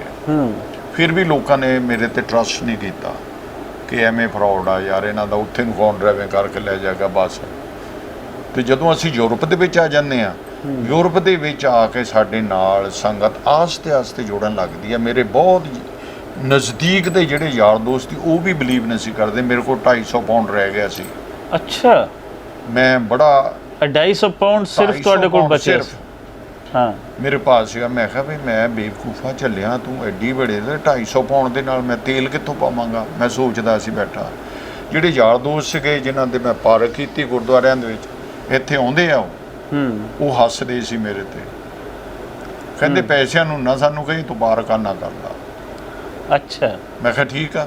ਹਾਂ ਕੁਛ ਕੁ ਚੈਨਲਾਂ ਨੇ ਸਾਨੂੰ ਯੂਜ਼ ਕੀਤਾ, ਉਹਨਾਂ ਨੇ ਬੜੇ ਪੈਸੇ ਇਕੱਠੇ ਕੀਤੇ ਪਰ ਸਾਨੂੰ ਨਹੀਂ ਦਿੱਤਾ ਉਹਨਾਂ ਨੇ ਪੈਸਾ। ਉਸ ਤੋਂ ਬਾਅਦ ਜਿਸ ਤੁਹਾਡੇ ਨਾਂ ਤੇ ਪੈਸਾ ਇਕੱਠਾ ਕੀਤਾ, ਸਾਡੇ ਨਾਮ ਤੇ ਪੈਸਾ, ਲੇਕਿਨ ਉਹ ਖੁਦ ਰੱਖਿਆ, ਤੁਹਾਨੂੰ ਨਹੀਂ ਦਿੱਤਾ। ਨਹੀਂ ਦਿੱਤਾ। ਕੋਈ ਵੀ ਲੜੇ ਵੀ ਅਸੀਂ ਉਹਨਾਂ ਨੂੰ ਨਹੀਂ ਦਿੱਤਾ ਉਹਨਾਂ ਨੇ। ਫਿਰ ਕੀ ਹੋਇਆ ਕਿ ਜਿਸ ਦਿਨ ਅਸੀਂ ਤੁਰਨਾ ਸੀਗਾ, ਉਹਨਾਂ ਨੇ ਇੱਕੋ ਹੀ ਐਡਵਰਟਾਈਜ਼ਮੈਂਟ ਕੀਤੀ, ਇਸ ਟਾਈਮ ਤੇ ਇਹ ਬਰਮਿੰਗਮ ਤੋਂ ਬੱਸ ਤੁਰੇਗੀ, ਤੇ ਮਾਈਆਂ ਇਕੱਠੀਆਂ ਹੋ ਗਈਆਂ ਉੱਥੇ। ਇੱਕ ਮਾਮਾ ਧੀਆਂ ਆਉਂਦੀਆਂ, ਉਹ ਕਿੰਨਾ ਚਿਰ ਸਾਡੇ ਕੋਲ ਬੈਠੀਆਂ, ਉਹ ਕਹਿੰਦੀਆਂ ਅਸੀਂ ਜੇ ਤੁਸੀਂ ਮਾਈਂਡ ਨਾ ਕਰੋ ਅਸੀਂ ਥੋੜਾ ਜਿਹਾ ਸਮਾਨ ਤੁਹਾਨੂੰ ਲਿਆ ਦਈਏ। ਪਰ ਮੇਰੇ ਮਨ 'ਚ ਭੁੱਖ ਸੀ ਪੈਸੇ ਦੀ ਕਿ ਮੈਨੂੰ ਤਾਂ ਪੈਸੇ ਆਣ, ਮੇਰੇ ਕੋਲ ਤਾਂ 250 ਪਾਉਂਡ ਬਾਕੀ ਹੈ, ਇਹਨਾਂ ਚੀਜ਼ਾਂ ਦੀ ਜ਼ਰੂਰਤ ਨਹੀਂ। ਹਾਂ ਹਨਾ। ਹਾਂ। ਤੇ ਨਾਲ ਦੇ ਵੀ ਕਹਿੰਦੇ ਕੋਈ ਨਹੀਂ। ਤੇ ਮੈਂ ਉਹ ਲਈਆਂ ਆਪਣੀ ਕਾਰ ਭਰ ਕੇ, ਉਹ ਬਿਸਕੁਟ ਖਾਣੇ ਪੀਣੇ ਦੇ ਕੈਨ ਵਗੈਰਾ, ਡਰਿੰਕਿੰਗ ਵਾਟਰ ਉਹਨਾਂ ਨੇ ਭਰ ਦਿੱਤਾ ਲਿਆ ਕੇ। ਮੈਂ ਕਿਹਾ ਚਲੋ ਸ਼ੁਕਰ ਆ। ਇੱਕ ਆਦਮੀ ਆਉਂਦਾ, ਉਹ ਆ ਕੇ ਮੈਨੂੰ 500 ਪਾਉਂਡ ਫੜਾ ਜਾਂਦਾ। ਮੈਂ ਉਹਨੂੰ ਕਹਿੰਦਾ ਰਹਿਣ ਦੇ ਯਾਰ। ਉਹ ਕਹਿੰਦਾ ਨਹੀਂ ਬਾਬਾ ਜੀ ਲਓ। ਸਹੀ। ਪਰ ਮੈਂ ਅੰਦਰੋਂ ਚਾਹੁੰਦਾ ਸੀ ਮੈਂ ਬਣ ਕੇ ਤੁਹਾਡੇ ਕੋਲ 500 ਪਾਉਂਡ। ਬੜਾ ਹੀ ਖੁਸ਼ ਹੋਇਆ ਅੰਦਰੋਂ ਮੈਂ, ਯਾਰ ਹੁਣ ਮੇਰਾ ਤੇਲ ਪੈ ਜਾਣਾ। ਹੁਣ 750 ਪਾਉਂਡ ਹੋ ਗਿਆ ਮੇਰੇ ਕੋਲ। 750 ਪਾਉਂਡ ਹੋ ਗਿਆ। ਅੱਛਾ ਤੁਰਨ ਲੱਗੇ ਆ, ਇੱਕ ਮਾਈ ਆਈ, ਉਹਨੂੰ 20 ਪਾਉਂਡ ਦਿੱਤੇ। 20 ਪਾਉਂਡ ਦਿੱਤੇ, ਆ ਲਓ ਜੀ ਅੱਜ ਤੁਸੀਂ ਚੱਲਿਆ। ਮੈਂ ਫੜ ਗਿਆ। ਉਹ ਦੁਨੀਆ ਨੇ ਵੀ ਬਰਸੇ ਖੋਲਦਿਆਂ ਨੇ 900 ਪਾਉਂਡ ਹੋ ਗਿਆ। ਤੇ ਸਾਡਾ ਤਾਂ 2000 ਪਾਉਂਡ ਹੋ ਗਿਆ ਉੱਥੇ। ਤੁਰਨ ਲੱਗੇ, ਆਪਾਂ ਛਾਲਾਂ ਮਾਰੀਆਂ, ਤੁਰੇ ਗਾਂ ਤੇ ਲਾਸਟ ਗੁਰਦੁਆਰਾ ਆਉਂਦਾ ਹੈ ਗ੍ਰਿਪਸਲੈਂਡ ਦੇ ਵਿੱਚ, ਬਹੁਤ ਵੱਡਾ ਗੁਰਦੁਆਰਾ। ਉਹਨਾਂ ਨੇ ਸਾਡੀ ਬੜੀ ਰਿਸਪੈਕਟ ਕੀਤੀ, ਟਾਈਮ ਦਿੱਤਾ, ਸਭ ਕੁਝ ਦਿੱਤਾ, ਪਰ ਉਹਨਾਂ ਨੇ ਪੈਸਾ ਨਹੀਂ ਦਿੱਤਾ। ਪੈਸੇ ਨਹੀਂ ਦਿੱਤੇ। ਉੱਥੇ ਮਾਈਆਂ ਇਕੱਠੀਆਂ ਹੋ ਗਈਆਂ। ਇੱਕ ਲਈ 200 ਪਾਉਂਡ, ਦੂਜੀ ਕਹਿੰਦੀ ਤੈਨੂੰ ਪ੍ਰਧਾਨ ਨੇ ਕੁਝ ਦਿੱਤਾ। ਮੈਂ ਮੈਨੂੰ ਨਹੀਂ ਦਿੱਤਾ। ਪ੍ਰਧਾਨ ਨੂੰ ਪੈ ਗਈਆਂ, ਉਹ ਪ੍ਰਧਾਨ ਨੂੰ ਦੇਣਾ ਪਿਆ 500 ਪਾਉਂਡ। ਸੋ ਇਸ ਤਰ੍ਹਾਂ ਸਾਡਾ ਕੰਮ ਚੱਲਦਾ ਸੀ। ਪੈਰਿਸ ਆ ਜਾਂਦੇ ਆ, ਪੈਰਿਸ ਵਾਲਿਆਂ ਗੁਰਦੁਆਰੇ ਵਾਲਿਆਂ ਨੇ 1000 ਜੀਰੋ, 2000 ਜੀਰੋ ਕੋਈ ਦੇ ਰਿਹਾ, 1500 ਜੀਰੋ ਦੇ ਰਿਹਾ। ਸਾਡਾ ਤਾਂ ਲੱਦ ਗਿਆ ਕੰਮ। ਬੈਲਜੀਅਮ ਆਏ, ਬੈਲਜੀਅਮ ਵਾਲਿਆਂ ਨੇ, ਹਾਲੈਂਡ ਵਾਲਿਆਂ ਨੇ, ਹਾਲੈਂਡ ਜਿੰਨਾ ਕੁ ਉਹਨਾਂ ਕੋਲ ਸੀਗਾ, ਜਰਮਨ ਵਾਲਿਆਂ ਨੇ ਇਹ 2-4 ਗੁਰਦੁਆਰੇ ਸੀਗੇ, 1000 ਦਿੰਦੇ ਅਸੀਂ ਇਟਲੀ ਤੱਕ ਆ ਗਏ। ਤੇ ਵਿਆਨਾ ਦੇ ਵਿੱਚ ਲਾਸਟ ਗੁਰਦੁਆਰਾ ਪੈਂਦਾ, ਉੱਥੋਂ ਉਹਨਾਂ ਨੇ ਬਹੁਤ ਕੀਤਾ, ਸਾਡਾ 2-3 ਹਜ਼ਾਰ ਯੂਰੋ ਦਿੱਤਾ। ਉਹ ਤੋਂ ਬਾਅਦ ਗੁਰਦੁਆਰਾ ਨਹੀਂ ਹੈ। ਪਾਕਿਸਤਾਨ ਪਹੁੰਚਿਆ ਤੁਸੀਂ, ਪਾਕਿਸਤਾਨ ਦੇ ਅੰਦਰ ਕਿਸ ਤਰੀਕੇ ਨਾਲ ਤੁਹਾਨੂੰ ਜੀ ਆਇਆਂ ਨੂੰ ਕਿਹਾ ਗਿਆ, ਕਿਸ ਤਰੀਕੇ ਨਾਲ ਵੈਲਕਮ ਕੀਤਾ ਗਿਆ?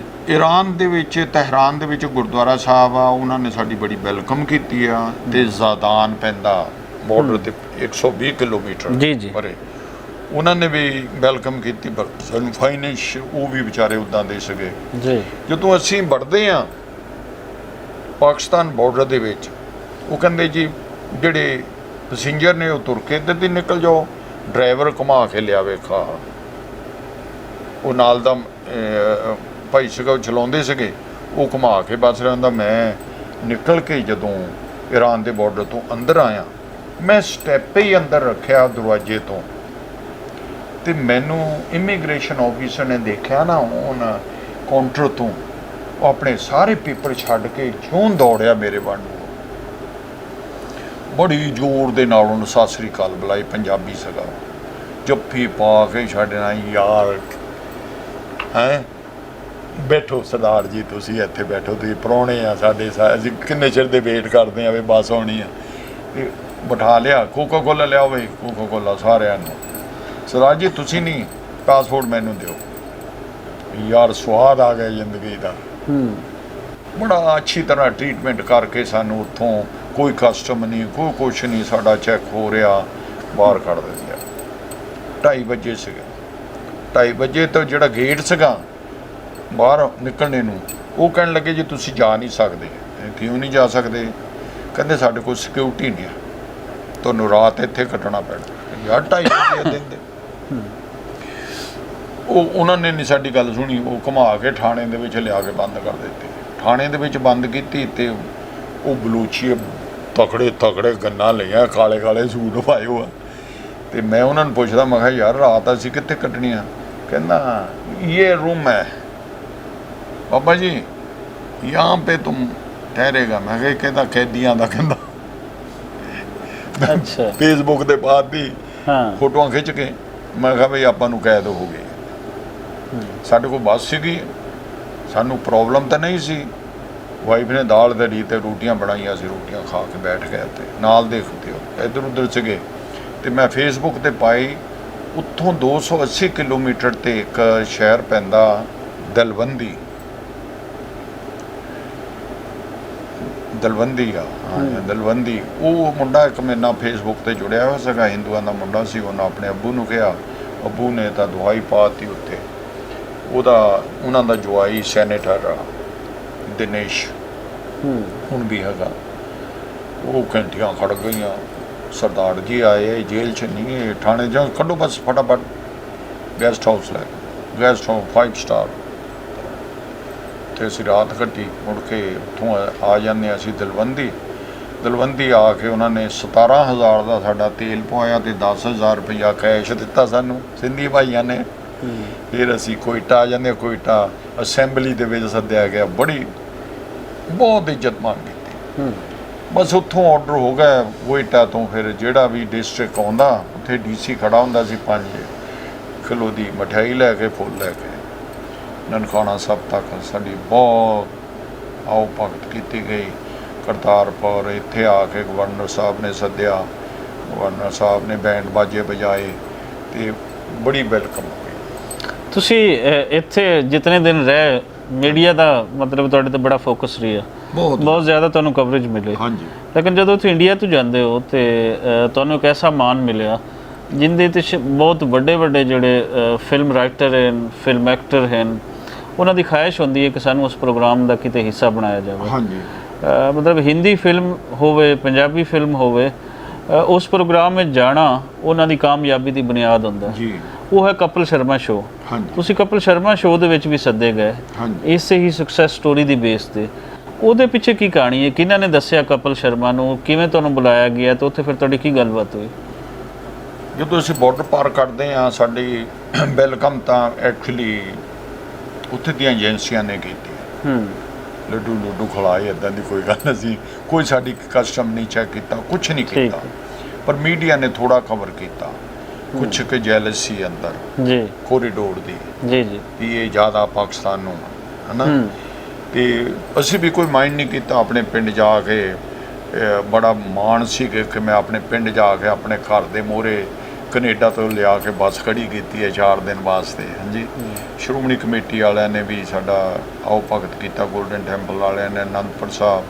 ਫਿਰ ਬੰਬੇ ਦੇ ਵਿੱਚ ਇੱਕ ਚੈਰੀਟੇਬਲ ਹੈ ਸਤਿ ਸ੍ਰੀ ਅਕਾਲ ਜੀ, ਉਹਨਾਂ ਨੇ ਸਾਡੇ ਨਾਲ ਪਹਿਲਾਂ ਹੀ ਕੰਟੈਕਟ ਕੀਤਾ ਸੀ ਵੀ ਸਾਡੇ ਬਹੁਤ ਵੱਡਾ ਇੱਕ ਪ੍ਰੋਗਰਾਮ ਆ, ਅਸੀਂ ਚਾਹੁੰਦੇ ਕਿ ਤੁਸੀਂ ਇੱਥੇ ਪਹੁੰਚੋ। ਠੀਕ। ਉਹ ਆਦਮੀ ਕੈਨੇਡਾ ਵੀ ਗਏ, ਉਹ ਆਦਮੀ ਸਾਨੂੰ ਬਾਰਡਰ ਤੇ ਵੀ ਲੈਣ ਆਏ। ਉਹਨਾਂ ਨੇ ਵਾਅਦਾ ਕੀਤਾ ਵੀ ਅਸੀਂ ਸਾਰਾ ਖਰਚਾ ਪੇ ਕਰਾਂਗੇ। ਖਰਚਾ ਨਹੀਂ ਪੇ ਕੀਤਾ ਉਹਨਾਂ ਨੇ। ਠੀਕ। ਚਲੋ ਕੋਈ ਨਹੀਂ। ਉਹ ਸਾਨੂੰ ਇੱਕ ਕਾਰਸੇ ਵਾਲੇ ਬਾਬੇ ਨੇ ਭਰਾ ਤੇ ਟੈਂਕ 2-3 ਪੈਸੇ ਦੇ ਦਿੱਤੇ, ਉੱਥੇ ਤੱਕ ਪਹੁੰਚ ਗਿਆ। ਸਾਨੂੰ ਕੋਈ ਮਾਈਂਡ ਨਹੀਂ ਸੀ। ਉੱਥੇ ਬੰਬੇ ਚਲੇ ਜਾਂਦੇ ਆ। ਬੰਬੇ ਬਹੁਤ ਵੱਡਾ ਉਹਨਾਂ ਦਾ ਇੱਕ ਰਿਲੀਜੀਅਸ ਪ੍ਰੋਗਰਾਮ ਸੀਗਾ, ਜਿਵੇਂ ਨਗਰ ਕੀਰਤਨ ਨਿਕਲਦਾ ਸੀਗਾ। ਉਹਦੇ ਵਿੱਚ ਸਾਡੀ ਬਹੁਤ ਇੱਜ਼ਤ ਮਾਣ ਉਹਨਾਂ ਨੇ ਕੀਤੀ ਬੰਬੇ ਦੇ ਵਿੱਚ। ਬੰਬੇ ਹੈਗਾ ਬਹੁਤ ਵੱਡਾ, ਨਇਆ ਬੰਬੇ ਤੋਂ ਲੈ ਕੇ ਪੁਰਾਣੇ ਬੰਬੇ ਤੱਕ ਆਏ ਲੋਕ। ਮੈਨੂੰ ਨਹੀਂ ਪਤਾ ਵੀ ਕਿੱਥੋਂ ਲੋਕ ਆ ਗਏ ਇੰਨੇ ਮੋਟਰਸਾਈਕਲ ਵਾਲੇ ਮੁੰਡੇ ਕੁੜੀਆਂ। ਇੱਕ ਕੁੜੀ ਬੜੀ ਜਵਾਨ, ਦਮਾਲਾ ਬੰਨਿਆ, ਵੱਡਾ ਮੋਟਰਸਾਈਕਲ, ਬੁਲਟ ਲੈ ਕੇ ਮੋਰੇ ਨਿਸ਼ਾਨ ਸਾਹਿਬ ਲਾਇਆ ਹੋਇਆ ਯਾਰ। ਅਤੇ ਉਹ ਅਣਗਿਣਤ ਜਾਣੀ ਲੋਕ ਸੀਗੇ, ਹਾਈਵੇ ਬੰਦ ਕੀਤੇ ਹੋ ਸੀਗੇ ਉਹਨਾਂ ਨੇ ਇੰਨਾ। ਮੈਂ ਸੋਚ ਰਿਹਾ ਯਾਰ ਮੈਂ ਛੋਟਾ ਜਿਹਾ ਆਦਮੀ, ਮੇਰੀ ਇੰਨੀ। ਫਿਰ ਮੈਨੂੰ ਤੀਸਰੇ ਦਿਨ ਉਹ ਕਹਿ ਰਹੇ ਨੇ ਕਿ ਅਸੀਂ ਪ੍ਰੋਗਰਾਮ ਤੇਰਾ ਬੁੱਕ ਕੀਤਾ ਕਪਿਲ ਸ਼ਰਮੇ ਦੇ ਯਾਰ। ਉੱਥੇ ਮੈਂ ਕੀ ਕਹਾਂਗਾ? ਉਹ ਕਹਿੰਦੇ ਡੋਂਬਰੀ ਅਸੀਂ ਤੈਨੂੰ ਲੈ ਕੇ ਜਾਣਾ ਉੱਥੇ, ਤੂੰ ਐਡੀ ਦੂਰੋਂ ਆਇਆ। ਤੇ ਉਹਨਾਂ ਨੇ ਉਹ ਕੀਤਾ ਤੇ ਮੈਨੂੰ ਉਹਨਾਂ ਨੇ VIP ਬਣਾਇਆ ਹੋਇਆ ਸੀਗਾ ਮੋਰੇ। ਉਹ ਜਿਹਨੂੰ ਪਤਾ ਲੱਗਦਾ ਸੀ ਇਹ ਕੈਨੇਡਾ ਤੋਂ ਬੱਸ ਲੈ ਕੇ ਆਇਆ, ਉਹ ਤਾਂ ਸਾਰੇ ਐਕਟਰ ਵੀ ਨੱਠੇ ਆਉਂਦੇ ਸੀਗੇ ਸਾਰੇ। ਕਪਲ ਸ਼ਰਮੇ ਦੀ ਮਾਂ ਵਾਈਫ ਨੂੰ ਜੱਫੀਆਂ ਪਾਉਂਦੀ ਫਿਰਦੀ ਸੀ। ਹਾਂਜੀ, ਤੇ ਉੱਥੇ ਐਨਵੇ ਚਲੇ ਗਏ ਅੰਦਰ, ਸ਼ੋਅ ਚੱਲਦਾ ਉਹਦਾ, ਉਹ ਟਾਈਮ ਦਿੰਦਾ ਪਬਲਿਕ ਦੇ ਵਿੱਚ ਬੋਲਣ ਨੂੰ। ਮੈਨੂੰ ਨਹੀਂ ਪਤਾ ਵੀ ਉਹਨੂੰ ਪਤਾ ਸੀਗਾ ਕਿ ਨਹੀਂ ਪਤਾ ਸੀਗਾ। ਉਹ ਟਾਈਮ ਜਦੋਂ ਆਇਆ ਸਾਡੇ ਨਾਲ ਦਾ ਆਦਮੀ ਉੱਠ ਕੇ ਖੜਾ ਹੋ ਗਿਆ, ਉਹ ਕਹਿਣ ਲੱਗਾ, ਉਹਨਾਂ ਨੂੰ ਸਾਰਾ ਐਕਸਪਲੇਨ ਕੀਤਾ ਵੀ ਇਸ ਤਰ੍ਹਾਂ ਕੈਨੇਡਾ ਤੋਂ ਆਏ ਹਾਂ, ਅਸੀਂ ਕੁਝ ਗਿਫਟਸ ਲੈ ਕੇ ਆਏ ਹਾਂ ਤੇਰੇ ਲਈ। ਉਹ ਕਹਿੰਦਾ ਯਾਰ ਮੈਂ ਤੇ ਪੇਪਰਾਂ 'ਚ ਪੜ੍ਹਦਾ ਸੀਗਾ ਕਿ ਇਸ ਤਰ੍ਹਾਂ ਹੋ ਸਕਦਾ ਕਿ ਬੱਸ ਡਰਾਈਵਿੰਗ ਕਰਕੇ ਆਇਆ, ਪੇਪਰਾਂ 'ਚ ਪੜ੍ਹਦਾ ਸੀ, ਮੈਨੂੰ ਕੀ ਪਤਾ ਤੁਸੀਂ ਮੇਰੇ ਕੋਲ ਆ ਕੇ ਬੈਠੇ ਆ। ਥੱਲੇ ਆਓ ਫਟਾਫਟ, ਉਹ ਕਹਿਣ ਲੱਗਾ। ਉਹ ਇੰਨਾ ਐਕਸਾਈਡ ਹੋ ਗਿਆ ਕਿ ਮੈਨੂੰ ਜੱਫੀ ਪਾ ਕੇ ਉਹਨੂੰ 5 ਮਿੰਟ ਨਹੀਂ ਛੱਡਿਆ। ਤੇ ਉੱਥੇ ਹੋਰ ਵੀ ਐਕਟਰ ਵਗੈਰਾ ਆਉਂਦੇ ਆ ਆਪਣੀ ਐਡਵਰਟਾਈਜ਼ਮੈਂਟ ਕਰਨ ਵਾਸਤੇ ਜੀ, ਬਹੁਤ ਵੱਡੇ ਲੋਕ ਆਉਂਦੇ ਨੇ, ਵੱਡੇ ਲੋਕ ਆਉਂਦੇ ਆ। ਸੋ ਅਸੀਂ ਫਿਰ ਸਰੋਪੇ ਲੈ ਕੇ ਉਹਲੇ ਲੈ ਕੇ ਗਏ, ਉਹਨਾਂ ਨੇ ਵੀ ਦਿੱਤੇ ਸਾਨੂੰ। ਕਪਲ ਸ਼ਰਮੇ ਨੇ ਬਹੁਤ ਇੱਜ਼ਤ ਕੀਤੀ, ਬੜਾ ਹੀ ਉਹ ਸ਼ੋਅ ਜਿਹੜਾ ਸੀ ਅਸੀਂ ਬੜੇ ਫੇਮਸ ਹੋ ਗਏ। ਉਹਦਾ ਬੈਨੀਫਿਟ ਮੈਨੂੰ ਬਹੁਤ ਮਿਲਿਆ, ਜਿੱਥੇ ਵੀ ਮੈਂ ਜਾਂਦਾ ਸੀ ਅੰਕਲ ਉਹ benefit. Definitely Kapil Sharma show, ਅਗਰ ਅਸੀਂ ਕਹੀਏ ਸਬ ਕੰਟੀਨੈਂਟ ਦਾ ਸਭ ਤੋਂ ਵੱਡਾ ਜਿਹੜਾ ਇੱਕ ਸ਼ੋਅ ਹੈ ਉਹ ਕਪਲ ਸ਼ਰਮਾ ਸ਼ੋਅ ਹੀ ਹੈ। ਹਾਂਜੀ, ਇਹ ਮੇਰੀ ਛੋਟੀ ਜਿਹੀ ਇੱਕ ਸਟੋਰੀ ਆ ਲਾਈਫ ਦੀ। ਤੇ ਜਿਹੜਾ ਕਿ ਕੀ ਕਰਨਾ ਚਾਹੁੰਦੇ ਹੋ ਅੱਗੇ, ਕੀ ਕਰਨਾ ਚਾਹੁੰਦੇ ਹੋ ਹਯਾਤੀ ਦੇ ਵਿੱਚ ਅੱਗੇ, ਕੀ ਗੋਲਸ? ਜਿਹੜਾ ਮੈਂ ਕਦੇ ਆਪਣਾ ਪ੍ਰੋਗਰਾਮ ਨਹੀਂ ਰਜਾ ਸਾਹਿਬ ਬਣਾਇਆ, ਮੈਂ ਸਿਰਫ ਬਾਬਾ ਜੀ ਤੇ ਛੱਡਿਆ ਹੋਇਆ। ਜੋ ਮੈਨੂੰ ਆਵਾਜ਼ ਆਉਂਦੀ ਮੈਂ ਉਧਰ ਨੂੰ ਤੁਰ ਪੈਂਦਾ। ਇਹ ਅੱਜ ਦਾ ਕੋਈ ਪ੍ਰੋਗਰਾਮ ਹੀ ਨਹੀਂ ਸੀ ਇੱਥੇ ਮੈਂ ਆ ਕੇ ਤੁਹਾਡੇ ਕੋਲ ਬੈਠਾ। ਜਾਣਾ ਮੈਂ ਕਰਤਾਰਪੁਰ ਸੀ ਜੀ, ਕਰਤਾਰਪੁਰ ਵਾਲਿਆਂ ਨੇ ਸਾਰਿਆਂ ਨੂੰ ਵੀਜ਼ਾ ਦੇ ਦਿੱਤੇ, ਮੇਰਾ ਰਿਫਿਊਜ਼ ਕਰ ਦਿੱਤਾ। ਮੇਰੇ ਕੋਲ ਵੀਜ਼ਾ ਸੀਗਾ ਇੱਥੇ ਦਾ, ਮੈਂ ਵਾਈਫ ਨੂੰ ਕਿਹਾ ਨਾ ਇੱਧਰ ਦੀ ਚੱਲਦੇ ਹਾਂ। ਉਹਨਾਂ ਨੂੰ ਦੱਸਣਾ ਵੀ ਜਾ ਸਕਦੇ ਹਾਂ ਜੀ, ਹੈ ਨਾ। ਤੇ ਉਹ ਬਾਬੇ ਨੇ ਲਿਆਉਣਾ ਸੀ। ਹੁਣ ਤੁਸੀਂ ਮੇਰੇ ਨਾਲ ਸੀਗੇ, ਆਪਾਂ ਕੱਲ੍ਹ ਦੇਖਿਆ ਜਿਹੜਾ ਫੈਸਲਾਬਾਦ ਜਾ ਕੇ ਲਾਇਲਪੁਰ ਕਾਲਜ ਦਾ, ਅੱਜ ਤੱਕ ਕਿਸੇ ਨੇ ਉਹਨੂੰ ਕਵਰ ਨਹੀਂ ਕੀਤਾ। ਕਿ ਦੇਖੋ ਕਿੰਨੀ ਵੱਡੀ ਗੱਲ ਹੈ, ਜਵੰਦਾ ਸਿੰਘ ਨੇ 119 ਏਕੜ ਜ਼ਮੀਨ ਉਦੋਂ ਦਿੱਤੀ ਹੈ। 119 ਕਨਾਲ 119 ਕਨਾਲ ਜੀ ਜੀ 119 ਕਨਾਲ ਜਿਹੜੀ ਏਕੜ ਉਹ ਜ਼ਮੀਨ ਸੀਗੀ ਉਹ ਦਿੱਤੀ ਆ। ਔਰ ਉਹ ਜਗ੍ਹਾ ਦੇ ਪੜ੍ਹੇ ਲਿਖੇ ਬਹੁਤ ਲੋਕ ਨੇ ਜਿਹੜੇ ਕਿ ਫਰੀडम ਫਾਈਟਰ ਦੇ ਵਿੱਚ ਵੀ ਹੋਏ ਨੇ। ਈਵਨ ਸਰਦਾਰ ਭਗਤ ਸਿੰਘ ਉੱਥੇ ਦਾ ਪੜ੍ਹਿਆ ਹੋਇਆ ਸੀ, ਉਸ ਕਾਲਜ ਦਾ। ਪ੍ਰਿਥਵੀ ਰਾਜ ਕਪੂਰ, ਮਾਸਟਰ ਤਾਰਾ ਸਿੰਘ, ਵੱਡੇ ਲੀਡਰ ਉੱਥੋਂ ਪੜ੍ਹੇ ਹੋਏ ਨੇ। ਹੋਰ ਵੀ ਜਿਹੜੀ ਕਿ ਤੁਸੀਂ ਵੀਡੀਓ ਜਦੋਂ ਪਾਉਂਗੇ ਤਾਂ ਲੋਕ ਉਹਨੂੰ ਅਵੇਅਰਨੈਸ ਹੋਵੇਗਾ ਲੋਕਾਂ ਨੂੰ ਵੀ ਹਾਂ ਜੇ ਸਾਡੀ ਇਹ ਹੈ, ਉਹੀ ਤਖਤੇ ਨੇ, ਉਹੀ ਵਾਲੇ ਨੇ, ਉਹੀ ਗਾਰਡਨ ਨੇ ਪਏ ਹੋ। ਹਾਂਜੀ, ਜਦੋਂ ਆਪਾਂ ਦਿਖਾਵਾਂਗੇ। ਸੋ ਇਸ ਤਰ੍ਹਾਂ ਦੇ ਜਿਹੜੇ ਪ੍ਰੋਗਰਾਮ ਚੱਲਦੇ ਆ, ਹਾਲਾਂਕਿ ਆਪਾਂ ਬੜੇ ਥੱਕੇ ਹੋ ਸਕੇ, ਉਹ ਲੈ ਕੇ ਆਏ ਹਾਂ। ਆਉਣ ਵਾਲੇ ਟਾਈਮ ਦੇ ਵਿੱਚ ਹੁਣ ਇੰਡੀਆ ਦੇ ਵਿੱਚ ਮੇਰਾ ਇੱਕ ਪ੍ਰੋਗਰਾਮ ਚੱਲ ਰਿਹਾ, 50 ਘਰ ਅਸੀਂ ਬਣਾ ਕੇ ਦੇ ਰਹੇ ਹਾਂ, ਕੁਝ ਗੁਰਦੁਆਰੇ ਬਣਾ ਕੇ ਦੇ ਰਹੇ ਹਾਂ। ਉਹ ਲੋਕ ਸਮੁੰਦਰੀ ਦੇ ਨੇੜੇ ਤੇੜਿਓਂ, ਜੜ੍ਹਾਂ ਵਾਲੇ ਦੇ ਨੇੜੇ ਤੇੜਿਓਂ ਉੱਠ ਕੇ ਗਏ ਹੋਏ ਨੇ 47 ਦੇ, ਔਰ ਅਜੇ ਤੱਕ ਉਹਨਾਂ ਨੂੰ ਘਰ ਨਹੀਂ ਮਿਲਿਆ। ਉਹ ਜਿਹੜੇ ਘਰ ਤੁਸੀਂ ਬਣਾ ਕੇ ਦੇ ਰਹੇ ਇੱਥੇ ਵੀ ਆ, ਇੱਥੇ ਵੀ ਮੇਰੇ ਪਾਸ ਲਿਸਟ ਆ ਜਿਹੜੇ ਉਧਰੋਂ ਉੱਠ ਕੇ ਆਏ ਨੇ। ਗੋਪਾਲਪੁਰ ਦੇ ਕਿਲੇ ਦੇ ਵਿੱਚ ਬੈਠੇ ਨੇ ਲੋਕ, ਉਹਨਾਂ ਦੇ ਕੋਲ ਵੀ ਘਰ ਨਹੀਂ ਹੈ, ਕੁਛ ਨਹੀਂ ਹੈ, ਉਹਨਾਂ ਨੂੰ ਕੁਛ ਨਹੀਂ ਮਿਲਿਆ। ਈਵਨ ਦਪਾਲਪੁਰ ਦਾ ਕਿਲਾ ਜਦੋਂ ਤੁਸੀਂ ਪਾਰ ਕਰੋਗੇ ਉਹਨੂੰ ਛੋਟਾ ਨਨਕਾਣਾ ਕਹਿੰਦੇ ਆ। ਉੱਥੇ ਇੱਕ ਗੁਰਦੁਆਰਾ, ਉਹ 2 ਪਾਰਟਸ ਦੇ ਵਿੱਚ ਵੰਡਿਆ ਹੋਇਆ ਉਹਨਾਂ ਨੇ। ਇੱਕ ਪਾਸੇ ਇੱਕ ਮਾਈ ਬੈਠੀ ਹੈ, ਇੱਕ ਪਾਸੇ ਇੱਕ ਟੱਬਰ ਬੈਠਾ, ਉਹ ਉੱਥੇ ਬੈਠੇ ਨੇ, ਉਹਨਾਂ ਕੋਲ ਕੁਛ ਨਹੀਂ ਹੈ। ਐਮਨਾਬਾਦ ਜਾਓਗੇ ਤੁਸੀਂ, ਮੰਦਿਰਾਂ ਵਿੱਚ ਹਜੇ ਤੱਕ ਲੋਕ ਬੈਠੇ ਨੇ। ਸੋ ਇਸ ਤਰ੍ਹਾਂ ਦੀਆਂ ਚੀਜ਼ਾਂ ਦੋਹੀ ਪਾਸੀਆਂ। ਹਾਂਜੀ, ਤੇ ਉਸ ਚੱਲੀ ਜਾਂਦਾ। ਬਾਕੀ ਜਿਹੜੇ ਪ੍ਰੋਗਰਾਮ ਹੁੰਦੇ ਆ ਗਾਹਾਂ ਦੇ ਗਾਹਾਂ ਚੱਲਦੇ ਰਹਿੰਦੇ, ਜਿੱਥੇ ਆਫਤ ਆਉਂਦੀ ਆ। ਸੋ ਤੁਸੀਂ ਪਲਾਨ ਨਹੀਂ ਕਰਦੇ ਹੋ? ਪਲਾਨ ਨਹੀਂ ਮੈਂ ਕਰਦੇ ਹੋ, ਇਹ ਬੜੀ ਵੱਡੀ ਗੱਲ ਹੈ ਕਿ ਪਲਾਨ ਨਹੀਂ ਕਰਦੇ, ਕੰਮ ਕਰਦੇ ਹੋ। ਨਹੀਂ, ਕੰਮ ਕਰਦਾ। ਸੋ ਜਿਉਂਦੇ ਵਸਦੇ ਰਹੋ ਜੀ। ਔਰ ਕੰਮ ਵੀ ਮੈਂ ਆਪ ਜਾ ਕੇ ਕਰਦਾ, ਇਹ ਨਹੀਂ ਕਿ ਤੁਸੀਂ ਫਾਈਨੈਂਸ ਦੇ ਦਿਓ, ਹਾਂ ਵੀ ਮੇਰਾ ਕੰਮ ਕਰਵਾ ਦੇਂਗੇ, ਉਹ ਨਹੀਂ ਹੈ, ਆਪ ਖੁਦ ਜਾਣਾ। ਚੰਗਾ ਲੱਗਿਆ ਤੁਹਾਡੇ ਨਾਲ ਗੱਲਬਾਤ ਕਰਕੇ। Thank you sir. ਤੇ ਜਾਣ ਕੇ ਕਿ ਇੱਕ ਬੰਦਾ ਕਿਵੇਂ ਨਿਕਲਦਾ ਹੈ ਜਲੰਧਰੋਂ, ਔਰ ਉਹ ਕੀ ਕਰਦਾ ਹੈ, ਫਿਰ ਉਹ ਆਪਣੇ ਤੋਂ ਹਟ ਕੇ ਲੋਕਾਂ ਲਈ ਕਿਵੇਂ ਉਸਨੇ ਜੀਣਾ ਸਿੱਖਿਆ। ਔਰ ਅੱਜ ਇੱਕ ਤਰ੍ਹਾਂ ਦੀ ਜਿਹੜੀ ਇਨਸਾਨੀ ਅਚੀਵਮੈਂਟ ਹੈ, ਇਹ ਅਸੀਂ ਕਹਿ ਸਕਦੇ ਹਾਂ ਕਿ ਪੂਰੀ ਇਨਸਾਨੀਅਤ ਦਾ ਫਖਰ ਹੈ। ਸੋ ਤੁਸੀਂ ਸਾਡਾ ਪ੍ਰਾਊਡ ਹੋ ਜੀ, ਸਾਨੂੰ ਤੁਹਾਡੇ ਤੇ ਪ੍ਰਾਈਡ ਹੈ। ਜਿਉਂਦੇ ਵਸਦੇ ਰਹੋ ਤੇ ਕਰਦੇ ਰਹੋ ਹੋਰ ਕੰਮ। ਇੱਕੋ ਹੀ ਆਖਰ ਦੇ ਵਿੱਚ ਤੁਸੀਂ ਕੁਝ ਸੁਨੇਹਾ ਦੇਣਾ ਚਾਹੋ ਤਾਂ ਪਲੀਜ਼। ਮੈਂ ਇੱਕ ਸੁਨੇਹਾ ਦੇਣਾ ਚਾਹੁੰਦਾ ਆਪਣੇ ਪੰਜਾਬੀ ਭਰਾਵਾਂ ਨੂੰ, ਸਪੈਸ਼ਲੀ ਲੈਂਦੇ ਪੰਜਾਬ, ਮਿਹਨਤ ਕਰੋ, ਮਿਹਨਤ ਦਾ ਵਾਰ ਜ਼ਰੂਰ ਮਿਲੇਗਾ। ਉੱਪਰ ਵਾਲਾ ਦੇਖ ਰਿਹਾ, ਉਹ ਤੁਹਾਨੂੰ ਜ਼ਰੂਰ ਇੱਕ ਦਿਨ ਕਾਮਯਾਬੀਆਂ ਤੁਹਾਡੀਆਂ, ਤੁਸੀਂ ਕਾਮਯਾਬ ਹੋਵੋਗੇ ਜ਼ਿੰਦਗੀ ਵਿੱਚ। Never give up. ਮੈਂ ਇੱਕ ਕਿਤਾਬ ਪੜ੍ਹ ਰਿਹਾ ਸੀ, ਇੱਕ ਰਾਈਟਰ ਆ ਬੰਗਲਾਦੇਸ਼ ਦਾ, ਪੈਨੀ ਟੂ ਮਿਲੀਅਨਰ। ਠੀਕ ਹੈ। ਇੱਕ ਪੈਨੀ ਤੋਂ ਸਟਾਰਟ ਕੀਤਾ, ਪੈਨੀ ਇੱਕ ਪੈਸੇ ਨੂੰ ਕਹਿੰਦੇ ਆ। ਉਸ ਤੋਂ ਉਹ ਆਦਮੀ ਨੇ ਕਿੱਦਾਂ ਸਟਾਰਟ ਕੀਤਾ ਕੰਮ, ਇੱਕ ਪੈਸੇ ਤੋਂ 2 ਪੈਸੇ ਇਕੱਠੇ ਕੀਤੇ, 3 ਪੈਸੇ ਇਕੱਠੇ ਕੀਤੇ, ਇਸ ਤਰ੍ਹਾਂ ਕਰਦੇ ਨੇ 2-2 4-4 ਰੁਪਈਏ ਇਕੱਠੇ ਕਰਕੇ ਉਹ ਕਿਸੇ ਨੂੰ ਦਿੰਦਾ। ਉਹਦਾ ਵਿਆਜ ਆ ਰਿਹਾ, ਵਿਆਜ ਆਉਂਦਾ ਉਹ ਰਿਕਸ਼ੇ ਲੈ ਕੇ ਦੇ ਦਿੰਦਾ, ਉਹ ਮਸ਼ੀਨਾਂ ਲੈ ਕੇ ਦੇ ਦਿੰਦਾ, ਫਿਰ ਰੋਜ਼ ਕਲੈਕਸ਼ਨ ਕਰਦਾ ਉਹਦੇ ਵਿੱਚੋਂ। ਅੱਜ ਉਹ ਮਿਲੀਅਨੇਰ ਹੋਏ ਆ। ਸੋ ਓਨੈਸਟ ਹੋ ਕੇ ਅਸੀਂ ਅਗਰ ਕੰਮ ਕਰਾਂਗੇ ਤੇ ਉਹ ਅੱਲਾਹ ਤਾਲਾ ਸਾਡੀ ਮਦਦ ਕਰੇਗਾ। ਖੁਸ਼ ਰਹੋ, ਆਬਾਦ ਰਹੋ, ਪੰਜਾਬੀ ਬੋਲਿਆ ਕਰੋ, ਪੰਜਾਬੀ ਘਰ ਦੇ ਵਿੱਚ ਲਿਖੋ, ਪੰਜਾਬੀ ਪੜ੍ਹੋ, ਆਪਣੇ ਬੱਚਿਆਂ ਨੂੰ ਪੰਜਾਬੀ ਸਿਖਾਓ। ਆਪਾਂ ਇਹ ਸਾਡੀ ਮਦਰ ਲੈਂਗੁਏਜ ਆ, ਅਸੀਂ ਇੱਥੋਂ ਪੈਦਾ ਹੋਏ ਆ। ਆਪਣੇ ਆਪ ਨੂੰ ਫੀਲ ਨਾ ਕਰੋ ਕਿ ਯਾਰ ਇਹ ਸਾਡੀ ਬੋਲੀ ਆ ਤੇ ਦੂਸਰੇ ਦੀ ਬੋਲੀਏ। ਅਸੀਂ ਬੜਾ ਪ੍ਰਾਊਡ ਕਰਦੇ ਨੇ, ਮੇਰੇ ਬੱਚੇ ਉਰਦੂ ਬੋਲਦੇ ਨੇ, ਮੇਰੇ ਬੱਚੇ ਇੰਗਲਿਸ਼ ਬੋਲਦੇ ਨੇ। ਨਹੀਂ, ਇਹ ਚੀਜ਼ ਨਹੀਂ ਹੋਣੀ ਚਾਹੀਦੀ। Mother language I should proud. ਮੈਂ ਪ੍ਰਾਊਡ ਕਰਦਾ ਜਦੋਂ ਮੈਂ ਮਾਰਕੀਟ ਦੇ ਵਿੱਚ ਤੁਰਦਾ, ਮੇਰੀ ਦਾੜੀ ਖੁੱਲੀ ਹੁੰਦੀ ਆ, ਪੱਗ ਬੰਨੀ ਹੋਈ, ਕਿਰਪਾਨ ਬਾਹਰ ਪਈ, ਮੈਂ ਪ੍ਰਾਊਡ ਫੀਲ ਕਰਦਾ। ਦੂਸਰਾ ਭਾਵੇਂ ਦੇਖੇ, ਖੜ ਕੇ ਲੋਕ ਦੇਖਦੇ ਨੇ। ਹਾਂਜੀ, ਪ੍ਰਾਊਡ ਕਿ ਮੈਂ ਜੋ ਕੁਛ ਹੈ ਆਇਆ। ਬਹੁਤ ਸੋਹਣੀ ਗੱਲ। ਆਪਣੇ ਆਪ ਨੂੰ ਵੀਕ ਨਾ ਕਦੇ ਵੀ ਸਮਝੋ, ਆਪਣੇ ਹੋਣ ਤੇ ਮਾਣ ਕਰੋ ਔਰ ਆਪਣਾ ਕੁਝ ਆਪਣਾ ਪ੍ਰੂਵ ਕਰਕੇ ਦੂਸਰੇ ਨਾਲ ਹੱਥ ਮਿਲਾਓ, ਡਟ ਕੇ ਹੱਥ ਮਿਲਾਓ, ਢਿੱਲਾ ਹੱਥ ਨਹੀਂ ਮਿਲਾਉਣਾ। ਅਗਲੇ ਨੂੰ ਆਪਣੀ ਤਾਕਤ ਦੱਸ ਦਿਓ, ਮੇਰੇ ਤਾਕਤ ਲਓ ਫਿਰ ਮਿਲਾਓ ਹੱਥ ਤੇ ਰੱਬ ਰੱਖਾ ਫਿਰ।